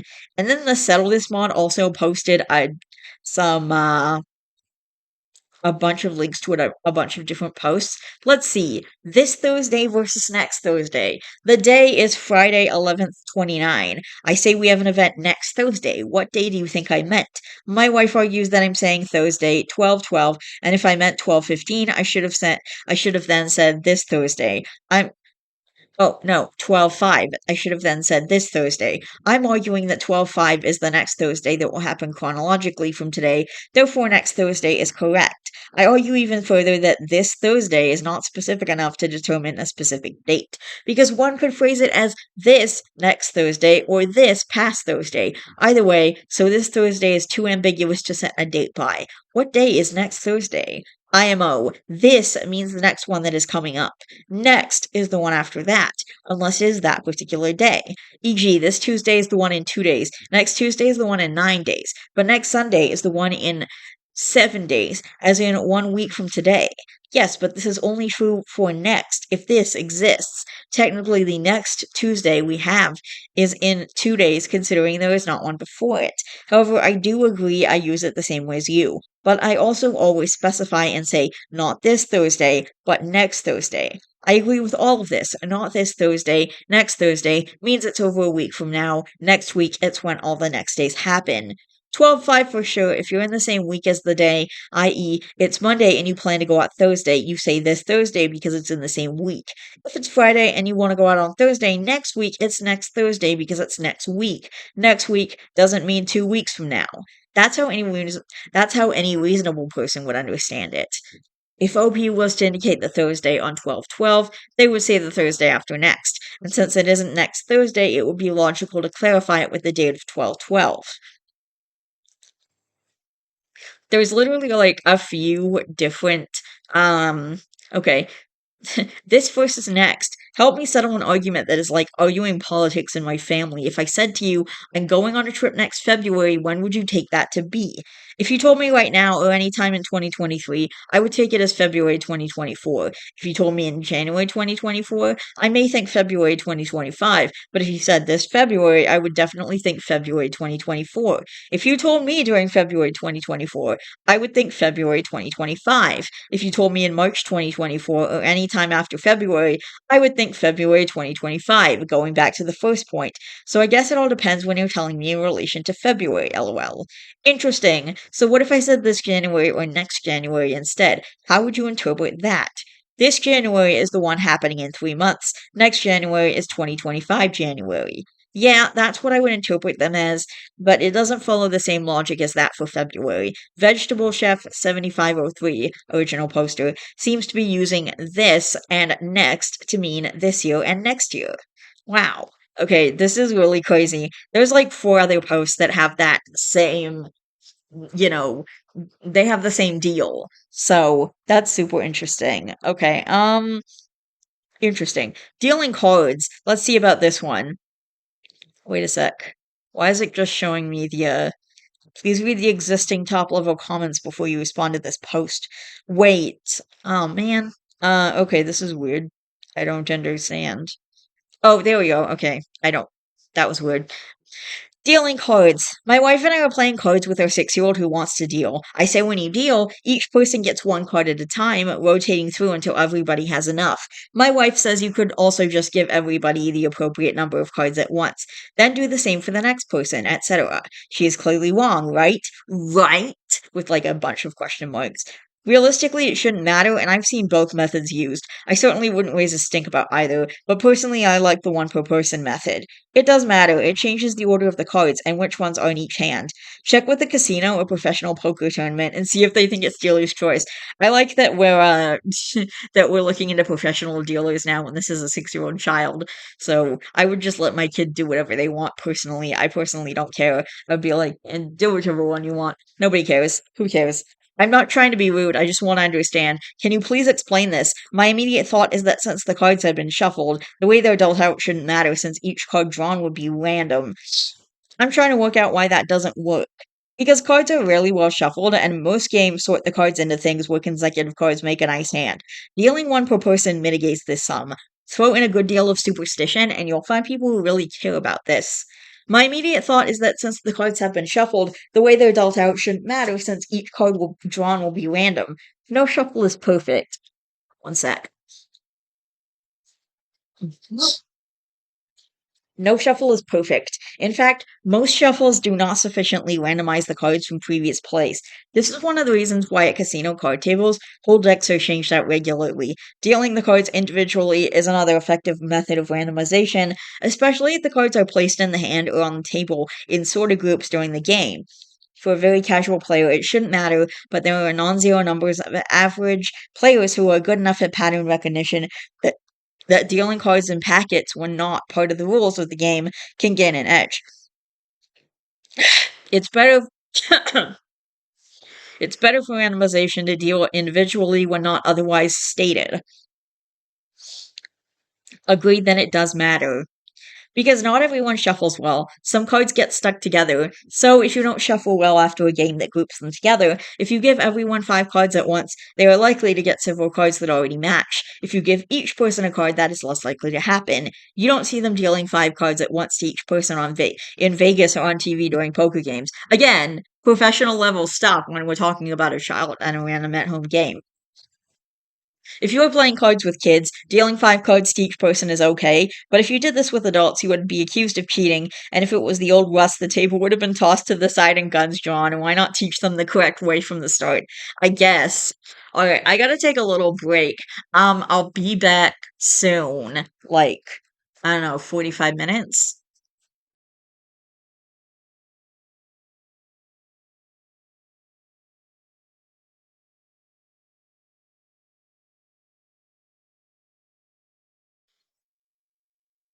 Alright, I wanna do a little more recording. It's about 9:30 right now, so I wanna do a little more recording and then I'm gonna be done for the night. And this first post I found is from r/insane parents. I confront my mom about the therapy she made me do for 11 years have impacted me. What therapy? Okay. Now, I will say, I think we both were a bit insane during this. This was a couple weeks ago. I just want outside opinions that aren't biased towards me, but I want to know if my crash out was justified or not. Okay, so I wish I was never born. I've done nothing but fuck up your life, and no matter how much I try, there's no fixing me. I'm just a broken mess being held together by duct tape. I'm just living at this point because it would cause you more problems if I die than if I keep living my broken mess. Why would you say that? Were so excited about college. Don't you think you will have fun? I want you to start taking that med once a day. Your life sucks right now because you never leave the house. We do nothing. I just want to be normal. There is no normal. Trust me, for years I tried. When I finally realized screw it and decided to be myself, it was much better. College made things so much better for me. I found people like me who didn't give a damn if I was strange or awkward. Well, you put me into a therapy that told me there was a normal, that there was a correct way to be, and now I'm stuck dealing with never feeling okay with myself because I always see me as bad. And I'm sorry for that. How am I supposed to be okay with being myself when for most of my life I've been told there was a normal and I wasn't it? How can I be happy with myself? I think I am broken because I can't accept it myself because of it. It was not half your life. You have to get out of that mindset. No one is normal. There is no such thing. And all I can do is try and move on, but it's near impossible too. It has affected my very mindset. I understand, but you need to try changing your mindset. I can't, Mom. You caused this. I don't understand what you don't get of this. ABA has done permanent damage. I'm not sure what ABA is. I understand at that time we had no clue what to do. Your dad was always gone, and I had 2 kids who beat me up daily. No one could help. They wanted to send you to a residential place. I promise once you start thinking of present and future, the past will be past. I blocked out so much shit. I love you. Okay. Let's see about the comments. I grew up at a time where ABA was harmful. I hear it has done a 180 now. I could write memes about it, but I'll spare you. I will say that parents are often pushed into therapies that professionals recommend, and they really don't know better. Your pain and anger is justified, and I don't know enough about your family situation to judge everything that happened. Maybe a sit down meeting with your mom is warranted so she can explain to you why and how that was the route would help you understand her, and hopefully she can understand that it's not like you can push a magic button and undo the damages. And then OP says, nah, don't listen to the people who said it changed. I did it up until last year, 6 to 17, and it's still really harmful because quite simply what ABA is trying to do isn't possible. They want to take out the bad autistic traits. And once they do that, they think you are good, which simply isn't how autism works. I've tried multiple times to help her, and I've listened, and I understand her side. The issue is she thinks I can magically just suppress it, which I simply can't do. ABA, shit, you have my sympathy. I have to, I forget what it, I think I've heard of this before. I forget what ABA stands for, so just give me a second while I, Google this. What is it? ABA therapy. Applied behavior Applied behavior analysis therapy is a type of therapy based on the science of learning and behavior. It's used to help individuals, particularly those with autism and other developmental disorders, increase positive behaviors and reduce negative or challenging ones. ABA therapy focuses on teaching new skills, improving social interactions, and enhancing communication. Okay, so at its core, it sounds like it's not particularly a bad thing, but apparently how they use it isn't good. Oh God, there's an article from Autism Speaks on it. That can't be good. Okay, I don't understand. Is ABA therapy harmful? Yeah. Okay. ABS therapies ABA therapy's reputation is mixed. While some view it as effective in improving social and communication skills for individuals with autism, others find it harmful due to its historical use of aversive techniques and focus on conformity. Many autistic individuals and advocates express concerns about the potential for trauma and psychological harm, particularly stemming from early ABA practices that disregarded autonomy and promoted compliance. However, modern ABA therapy has evolved, emphasizing individualized treatment plans and client assent. Okay, I don't know. I don't think that I would do that, and I wouldn't get my kids to do it either. And I wouldn't recommend it for autistic individuals generally. Uh, do. Oh, sorry, something just popped up on my Facebook. Hello, everyone. Here is my submission of I am allergic, but I must pet. This is my cat Odin, who does not understand or believe in personal space. Adorable. I had a pet. I used to have a pet that I was allergic to. I had rats, and I'm allergic to all rodents. I figured out that it was all rodents when I went to the allergist most recently. Like I think it was last year at some point, and I got tested, and I tested positive for an allergy to guinea pig fur. So it must be all rodents. So after Tucker, I just think I'm not gonna have any more. Okay. Um. I'm gonna try and find some other stories for us to read together, or like Reddit posts. Hmm. Okay, this next post is from r/regretful parents, which is another subreddit I've never read from before. Warning against gentle parenting. When I first had my son during COVID, I had absolutely no idea what I was doing. I had an awful birth and my own childhood trauma and tried to overcompensate by trying to be perfect and gentle parenting. Fast forward to now, he's nearly 5 and it's a shit show. He cries if I even raise my tone slightly and thinks the world revolves around him. Everything, and I mean everything, is a problem. Everything is a drama, and I'm never 5 minutes away from another meltdown over nothing because he's turned into a brat. I burnt myself out to the point I started hating him, hating my life, and hating myself. Even when he was a newborn, despite being clinically depressed, despite being clinically diagnosed with PTSD from his birth, and having no support and being alone all day, every day, I refused to even put on the TV or scroll on my phone because of the demonization of screens. Yes, you heard that right, a newborn. He wasn't even facing the screen, he'd be breastfeeding, and I'd just stare into the abyss on my own crying because I thought that's what good moms do. Fairly sure I did more harm to both the kid and I, trying to avoid any conflict and following completely unrealistic IG accounts that lived in fairyland. I even refused to take him to nursery because of how bad it is and worked from home whilst looking after him at the same time. And honestly, I've just made myself so miserable. Point being, sometimes trying to be a perfect parent backfires and actually turns you into a monster. Edit, I absolutely tried to be perfect because I love him so much. My parents were very abusive, and then in turn made me terrified to ever put a foot out of line with my own child. I latched onto gentle parenting as I never witnessed what a good parent was. That on top of him being born literally as lockdown hit, I was in NICU alone whilst he fought for his life and then spent his first year alone with him in our house. My husband was a key worker and worked full time. When the baby was born, his lung collapsed and he had pneumonia, and because of that, COVID isolation and the worry sent me quite literally insane. I worked with psychologists and tried my best to get better. I tried so hard to be perfect, it failed me. You can still turn it around. It isn't too late. Plus five can be a really tough stage. They're still learning to regulate their emotions. I'm 396 months old and I'm still learning to regulate my emotions. Oh, mate, that's embarrassing. People typically figure it out by 360 months mark. That's why it's called a 360-degree turn. Well, shit, I'm sitting here at 555 months wondering how I fucked up this bad. So, ma'am, it's highly likely you lost your IKEA manual. I'm sorry you are trying. I am sorry you are feeling this way, but gentle parenting is not avoiding conflict, and Instagram accounts also do not know what gentle parenting is. 90% of people that do and sell gentle parenting are actually doing permissive parenting. At 5, it's not too late to start. Here are some things to read about authoritative parenting, aka real gentle parenting. And then there's links to some articles. I do behavior analysis and consulting for children and parents. If you want to change your parenting style and or need support, DM me.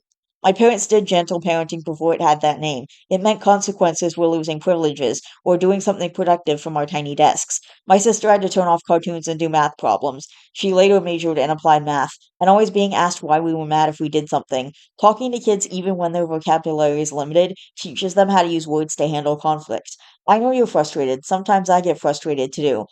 Sometimes I get frustrated too. Let's sit here together, okay? Exactly. Children need some discipline and boundaries in their life. It's not free for all, and that there are no consequences for bad behavior. I tried to give you an award, but it won't let me. Please accept this trophy instead. Trophy emoji. OP, listen to this advice. Gentle parenting includes discussion and consequences for unacceptable behavior. It's not letting them have whatever they want to avoid conflict. It allows kids to learn how to deal with conflict in healthy ways and how to regulate their emotions. You can do it. Exactly. I do gentle parenting and my kids, 12 and 13, and they are fine. Well behaved, nice humans. Of course, they have their flaws as they hit puberty, but I wouldn't have it any other way. Gentle parenting doesn't mean setting no boundaries or being clear. Mm. Yeah. Uh, And then there is another similar post from r/parenting. Gentle parenting turned my child into an asshole. And this one is it's you can tag it by age. This one's tagged child 4 to 9 years. I had my firstborn child almost 5 years ago. From before I gave birth, I was deep in gentle parenting content, diligently researching the most up-to-date theories and strategies around discipline and emotional development. I was enthusiastic to apply a better parenting method than my parents had with me. Over the years, there have been frustrations and triumphs with my child's behavior, but in the last 12 months or so, their behavior has been taking a steady downturn. Meltdowns started becoming the norm, and they began escalating destructive behaviors when they didn't get their way. I tried to follow all the scripts and advice about being firm but kind, letting them feel their emotions, and trying to always talk about how we could do better next time once they were calm. Next, last week, nothing worked. Last week, I finally snapped when, yet again, my child screamed and threw food at dinner time because, in their words, it's disgusting. Mind you, I had specifically made a dinner composed of food they had eaten and told me they liked. I yelled at them that I was sick of their attitude and that I didn't care if they ate or not, but there would be nothing else and certainly no snacks or sugar. My husband didn't yell, but agreed that something has to change because our child is getting more and more bratty. Since then, we have removed all privileges, including screens, sugar, snacks, and some of the toys that my mother had gotten them. All of these had been previously allowed in moderation, but every time we enforce the boundaries we've communicated for years, i.e., okay, that's 20 minutes of the iPad, let's put it away now, like we talked about, my child would become irate and aggressive. We are starting to see quite the turnaround in their behavior, with them starting to actually apologize for their rude behaviors after they calm down, and for the most part managing to keep a relatively level head around the rules we are enforcing. It's been an adjustment, and they accuse me of being a rude mummy because since the day I blew up, my tolerance for the carry on is non existent, and I've been very stern with them, but their behavior is improving. So, despite feeling like a witch with a bee, I'm starting to think that gentle parenting is a crock of shit and I should have been more authoritarian from the start. Has anyone had a similar experience? Is gentle parenting not all it's cracked up to be? Do you think some children do better with a heavy hand? And I don't think they mean a literal hand because it doesn't say that they're hitting or spanking their child. And I don't agree with that type of parenting. I keep crying to my husband and telling him I feel I am damaging to my child, but he says they are just adjusting to the new normal. I guess I'm just after reassurance that I'm not making a big mistake. Kids look to adults for guidance. If adults don't provide guidance and boundaries with confidence, kids can struggle. They want you to be a benevolent leader, not a peer. If gentle parenting devolves into long explanations or too many choices that aren't developmentally appropriate, it's unsettling for kids. They're more likely to push boundaries to see where the lines are if there aren't consistent consequences or you seem like a weak leader. If your kid is unwinding, stop asking them questions or giving them choices. I had to be taught that in parent child interaction therapy when adopting a traumatized special needs toddler who took oppositional to a new level. It works wonders with kids who are being oppositional, and adults too at times.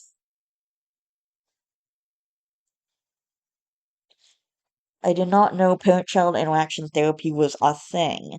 Interesting. And then there was a deleted comment and then a reply. Best thing we ever did. I can still remember the therapist watching me through the two-way glass and counting the number of parenting infractions I committed. You asked 12 questions in 5 minutes. Never knew I was such a question asker. Oh man, I still have to really watch myself with the questions and give them options. I like to make my kids involved in bigger decisions, but I've learned the hard way to not present dinner as an endless array of options. Oh yeah, the dinner thing. I destroyed that. Too many options turned into my now 12-year-old eating maybe four things. Ever. He is autistic and has some sensory issues, but 3 years of early intervention, 1 year of feeding therapy, and give him options has brought us here. Hey, it could be worse. He really is a great kid. Laughing emoji. As an autistic kid, it may have happened that way anyway, regardless of what you did. I'm autistic, and we have what we call safe foods in the autistic community. I always order the exact same thing at restaurants. Now, one thing that helped me is that my parents took me to lots of international restaurants as a kid, so my list of safe foods is probably a bit longer than other autists, but I still order the same thing every time I go to the Mexican restaurant. I still order the same thing when I go to the Japanese restaurant, etc. A lot of kids don't get the experience I had as a kid, and so, even as they grow up, they may have only four safe foods. Like you said, even way into adulthood. I know an adult man in my community who literally only eats chicken tenders for every meal every day. He's accepted that he'll probably die at 45 of a heart attack, but he can't force himself to eat other things that make him feel like he's going to vomit, and sometimes even make him do so. I'm not saying that will be experienced by any means. I'm just trying to say that it is completely common for people in the autistic community to have a small handful of foods that they can tolerate and prefer only to stick to those. So I hope you will disavow yourself of any guilt you have about your son's food preferences. If anything, when my parents would try to force me to eat something that wasn't in my list of safe foods, I would feel extremely deregulated and even unsafe, as odd as that sounds. It's not like they were trying to poison me, but it would turn into a panic attack that I could not explain. It's better now as an adult, obviously, as I've learned to better manage my emotions, but as a kid, it felt like danger. The rule in our house became you have to try it once. If you still hate it after you've taken a bite or two, and after you've really tasted it and seen how it feels in your mouth, then you don't have to ever eat it again. My mom would always prepare a few safe alternatives for me that were nutritious in case I didn't like anything on my plate, but doing it this way pulled the enormous pressure off of trying things, and I actually ended up adding a lot of things to my safe food list this way. Thank you so much for sharing this. We really do blame ourselves a lot, like maybe we didn't do or try enough. It does make a lot of sense, though. I appreciate you. Yeah, and then there was the complete opposite camp of people who are like, oh, you're responsible for making your kid picky, or, oh, well, you have to force them to eat a certain food, or the rule in my house is you eat it or you go hungry. Like, that's not how autism works, and I ran into one of those people on Facebook. I think yesterday was met that guy was like that guy I commented on some post about being picky because of my autism and not wanting to eat something if the taste or texture was wrong. And then he commented like, "Oh, it's your parents' fault that you're all picky and stuff, and they should have forced you to eat food and shit like that." And anyway, all right. So there's that. Um, interesting.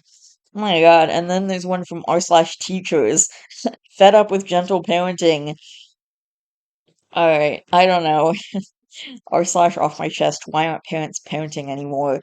I gotta read this. This looks interesting. I work at a coffee shop next to a high school, and a lot of the students from that school that come over to eat are very rude and disrespectful. I am 19, but when I was younger, I was always told to be nice to strangers and employees. If I went to a fast food place to eat after I was done, I always cleaned up after myself, and so did my friends. But no, these kids vape inside the restaurant, which I think is illegal. Leave garbage everywhere, are loud as shit, and are ghetto as fuck. If you try to tell them to keep it down, they'll give you attitude. I didn't even talk to my parents like that because I knew I was going to get my ass beat if I did. We had to establish a no bathroom rule, meaning no one is allowed to go to the bathroom when the high schoolers come. Why? Because these little shits like to smoke in the bathrooms, or they leave an absolute mess in there after using it. It's fucking disgusting. Some of these kids don't even wait in line. They just cut and they're like, "Can I get a?" No, you cannot. They teach you this in kindergarten. I've heard from younger people that I work with that the students call me mean and a sexist slur. So me telling you to go to the back of the line because you cut in front of a group of girls means I'm mean. That's another thing. You being strict with them is bad now because I don't fucking know. They don't like being humbled, I guess. I get that some parents don't know how to teach their kids manners or some shit, but it's not normal that a crowd of these little shits acts like this. Why aren't parents parenting anymore? I shouldn't have to call the police on your kids because they were smoking inside a restaurant. Your kids shouldn't even be fucking smoking in the first place. You're in high school. I swear by the time I'm 30, lung cancer is going to be through the roof. And then the replies. It's wild. The McDonald's in my hometown by the high school just recently started shutting the lobby down after school. This McDonald's has been there for 20 plus years, meaning 20 plus years of students, and they just recently had to start closing the lobby. And then OP responds to that. My old vice manager, she was like a cool aunt to me, was fired for this because the company has this fuck ass rule we can't close the lobby until 9:50 p.m., which is stupid because sometimes they only have two people closing and it's hard to take both lobby and drive through. I worked for an Arby's next to a high school, and they wouldn't let us close the lobby against teens. They broke our door by hanging off it and slamming it. And then OP says to that, I didn't even know people liked Arby's, let alone teenagers. It's the curly fries and mozzarella sticks with them. Oh yeah, the curly fries. It's like the one place where I know I can go and get curly fries. Everything else there sucks. It tastes awful. I hate it. Every time I had to eat it as a kid, it was terrible. And then there was a comment that was removed by a moderator, and then someone responded to that. A lot of people vacillate between I'm too anxious to raise a kid because it's hard work, and raising kids is easy, just be nice and they grow up fine. They don't realize that raising kids is hard work, but that the true satisfaction comes from the effort and hard work. You can't run away just because something is hard, and at the same time, you can't bury down the negative emotions from challenges and pretend it's easy either. Derive pride and happiness from the hard work, not the hedonistic pleasure of instant gratification. It's like building a career. Having a job and spending hours on it is hard work, but that doesn't mean we should restrict certain groups of people from a career, like women. Everyone deserves the opportunity to work hard and build something of meaning and value. Well, yeah. Ugh, this rings so true. I may not be a parent, but I remember the headaches I used to give both of my parents. I also remember the punishments and being held accountable. My parents hated having to bring down the discipline hammer, but it needed to be done. This was also on top of their two jobs, putting food on the table and still dealing with the world at large. Let me tell you, it was hard work raising my siblings and I. Yeah, my sister and I were no cakewalk either. Now the pride I see in my mom's face when I tell her about my life is amazing. She feels awesome and I feel awesome. Raising kids is so fucking hard, but so fucking worth it when done the right way. Alright. Uh, as teachers, if we try and enforce the rules, we are yelled at. It's insane. We can't keep teachers because they are so awful. I know. Like, what? It's supposed to be. I don't get it. As a parent, I've had my child threaten to report me for abuse because I physically put them in the corner for timeout as a punishment. Given how our society has become guilty until proven innocent, it's easy to see how some parents just let their kids run roughshod over everything because that's just easier than trying to convince everyone you aren't a child abuser for the rest of your life. Ugh, that is exhausting. That must be exhausting. Like you're taking care of these kids all day. You're a teacher. You're taking care of the kids for 8 hours. You're teaching them stuff. You're basically doing the job of a parent for 8 hours a day, except you're doing more because you're also teaching the kid, which the parents probably do some of that too, but like not in the same way, not for 8 hours in a constructive classroom. But you're not allowed to like discipline the little shits. Sorry, I didn't mean it to come out the way it did. Like I meant like bad when they're being, running around being little turds or whatever. Like, I love kids. I don't have issues with kids, but when they're raised wrong, that's when I have an issue with it. Alright. There's like so much happening. I'm gonna try and find something. I'm gonna see what I can. I'm gonna see if I can find anything. All right, let's just. All right. Do do do. I can't. All right. Just hang on a sec. I'm gonna see what I can come across. Okay. All right. Oh boy. Alright, first thing that popped up on the page when I went to r/parenting, my daughter is a thief. Now what? And the flair on this is teenager 13 to 19 years.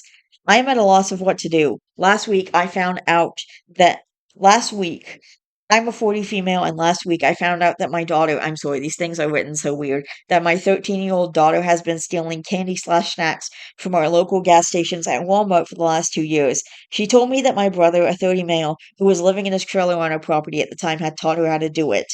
He moved to a different state after we found out he was using drugs and broke into our house at night while high. That was 18 months ago. He also apparently showed her a couple ways to get around the parental controls we have on the internet and cell phones in our house. Today I discovered that she has been playing Roblox and several other online multiplayer games that we have banned to keep our kids safe.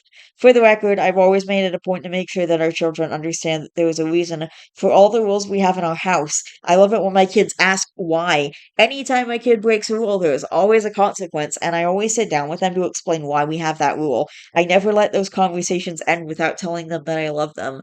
That is absolutely a wonderful way to go about it. Pretty good kid. Decent grades, got along with everyone okay. She'd have the occasional fight with her little sister, but considering there's a 7 year age gap between the two, it's nothing unusual. She has never gotten anywhere. She's never gotten anywhere close to this kind of trouble before. None of my kids have. My husband and I have taken steps to get her to understand the seriousness of her actions with the stealing and the online games. She's grounded from her friends, have had all electronics taken and TV only with parental supervision. We both had conversations with her, but I don't know if we've got through to her. Here's why I need some advice. My husband and I are divided on whether or not to make her go to the gas stations she stole from, pay them back as much as she can. That's something both our parents did to us, and honestly, if this was 20 years ago, I wouldn't even be asking. I'd do it. But today, he thinks we should, but I'm worried about if one of them decides to press charges. We are barely scraping by financially right now, as I lost my job 2 months ago, and I know what happens to kids whose parents can't afford good legal help.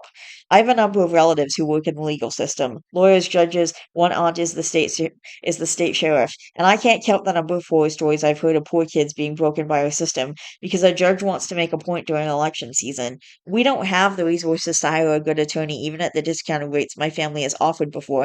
And while I fully believe that she should face the consequences of her actions, I'm worried about what that will mean for both her and our family. Do I want to scare the living crap out of her so she never does something this stupid ever again? Yes. Do I want to potentially traumatize her to the point she doesn't trust any adult again? Absolutely the fuck not.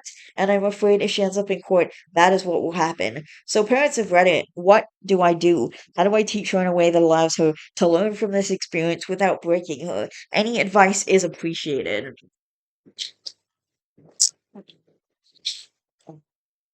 Do an accounting of how much you think she stole. Have her donate that to a local charity, like for food insecurity or something, and have her volunteer to work off the rest if it exceeds what she stole. I was thinking of charity as well. Work off the balance and donate it, but it shouldn't come from mom and dad's money. She needs to find work. Having her find work could definitely be beneficial, and I wouldn't let it be a barrier to her finding and volunteering with a solid organization. Finding and vetting an organization for my kid to be around and work with, I think, is something I would want to do myself.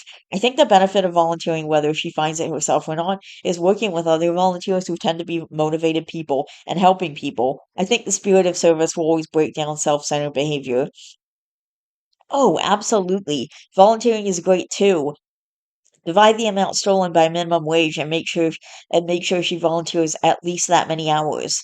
And then OP responds, we have a system at home that allows our kids to earn money so they can have regular income. We don't believe in just giving them an allowance. Basically, everyone has to keep their room clean, and they all have one area of the house that they clean once a week without being compensated. They live here and should and should contribute to keeping the house tidy just as part of life. We rotate dishes between everyone tall enough to reach the sink, mom and dad included. This is where the money comes in. If a kid doesn't want to do their chore, dishes, their room, public area of the house they're assigned, etc., they have the option to hire someone else to do it. There is a set minimum for each chore, but the kids have the option to offer more if they want. If they want. Mom and dad do not pay for this. The money comes out of their pocket. If they don't have the money saved, then they are still responsible for the chore getting done. Mom and dad have chores that we pay for, like mowing the lawn. Basically, any money she gets at home is 100% earned. Wait, hang on. If they, wait, if they all, if they don't earn the money, wait, if they don't earn the money and they're just doing these chores for free, then how do they get the money to hire someone else to do the chore? I don't get it. I I must have missed something here because I'm not completely understanding this comment, I think. Um, alright, I think I'm done for tonight, and I'm gonna just, like, leave this as is, because I don't really wanna, be I think I just wanna, like I think I'm done for tonight, I'm good for tonight. Um, there's, like, a lot going on. There's a lot going on in the comments here, but, like and I do wanna do more, but, I would like to move. I don't know. Also, I gotta eat, and I'm gonna go get pizza because I still have some left in the fridge. So I think I'm gonna go now. Just if I just want to see something real quick. Okay. I think I'm just going to yeah, I'm just gonna move on. Alright. And I'm gonna try and upload another video in the next couple of days. My mom's still gonna be away until I think she is gonna be home briefly on Sunday, and then she has to go like right back out for she's literally going to be here for a few hours, and then she is going to be gone again for like 3 days. Oh no, wait, for 4 days. She's going to be back on Thursday, and then she's going to be back next Thursday, so the Thursday after this one. So she's going to be home then. So in 9 days. Yeah, in 9 days she'll be home for good, like for the rest of the summer. I don't know if she's doing anything. Anyway, it's a work trip, so she's gonna be coming back from Seattle. She's gonna be at the house very briefly, and then she's gonna be literally leaving again for another few days because she has a work thing that she has to be on. It's like a work trip. I don't know how to explain it. I'm gonna go. I am hungry. I'm feeling hungry. I gotta eat some pizza. And I want to just, generally take a break and just have my night. And I will edit this. I'll post it tonight. I love each and every one of you guys. Please don't forget to always be yourself. You are valid. I, you are valid. Don't forget to be good to yourself and others. And I will see all you guys in the next video, which is probably going to be this weekend.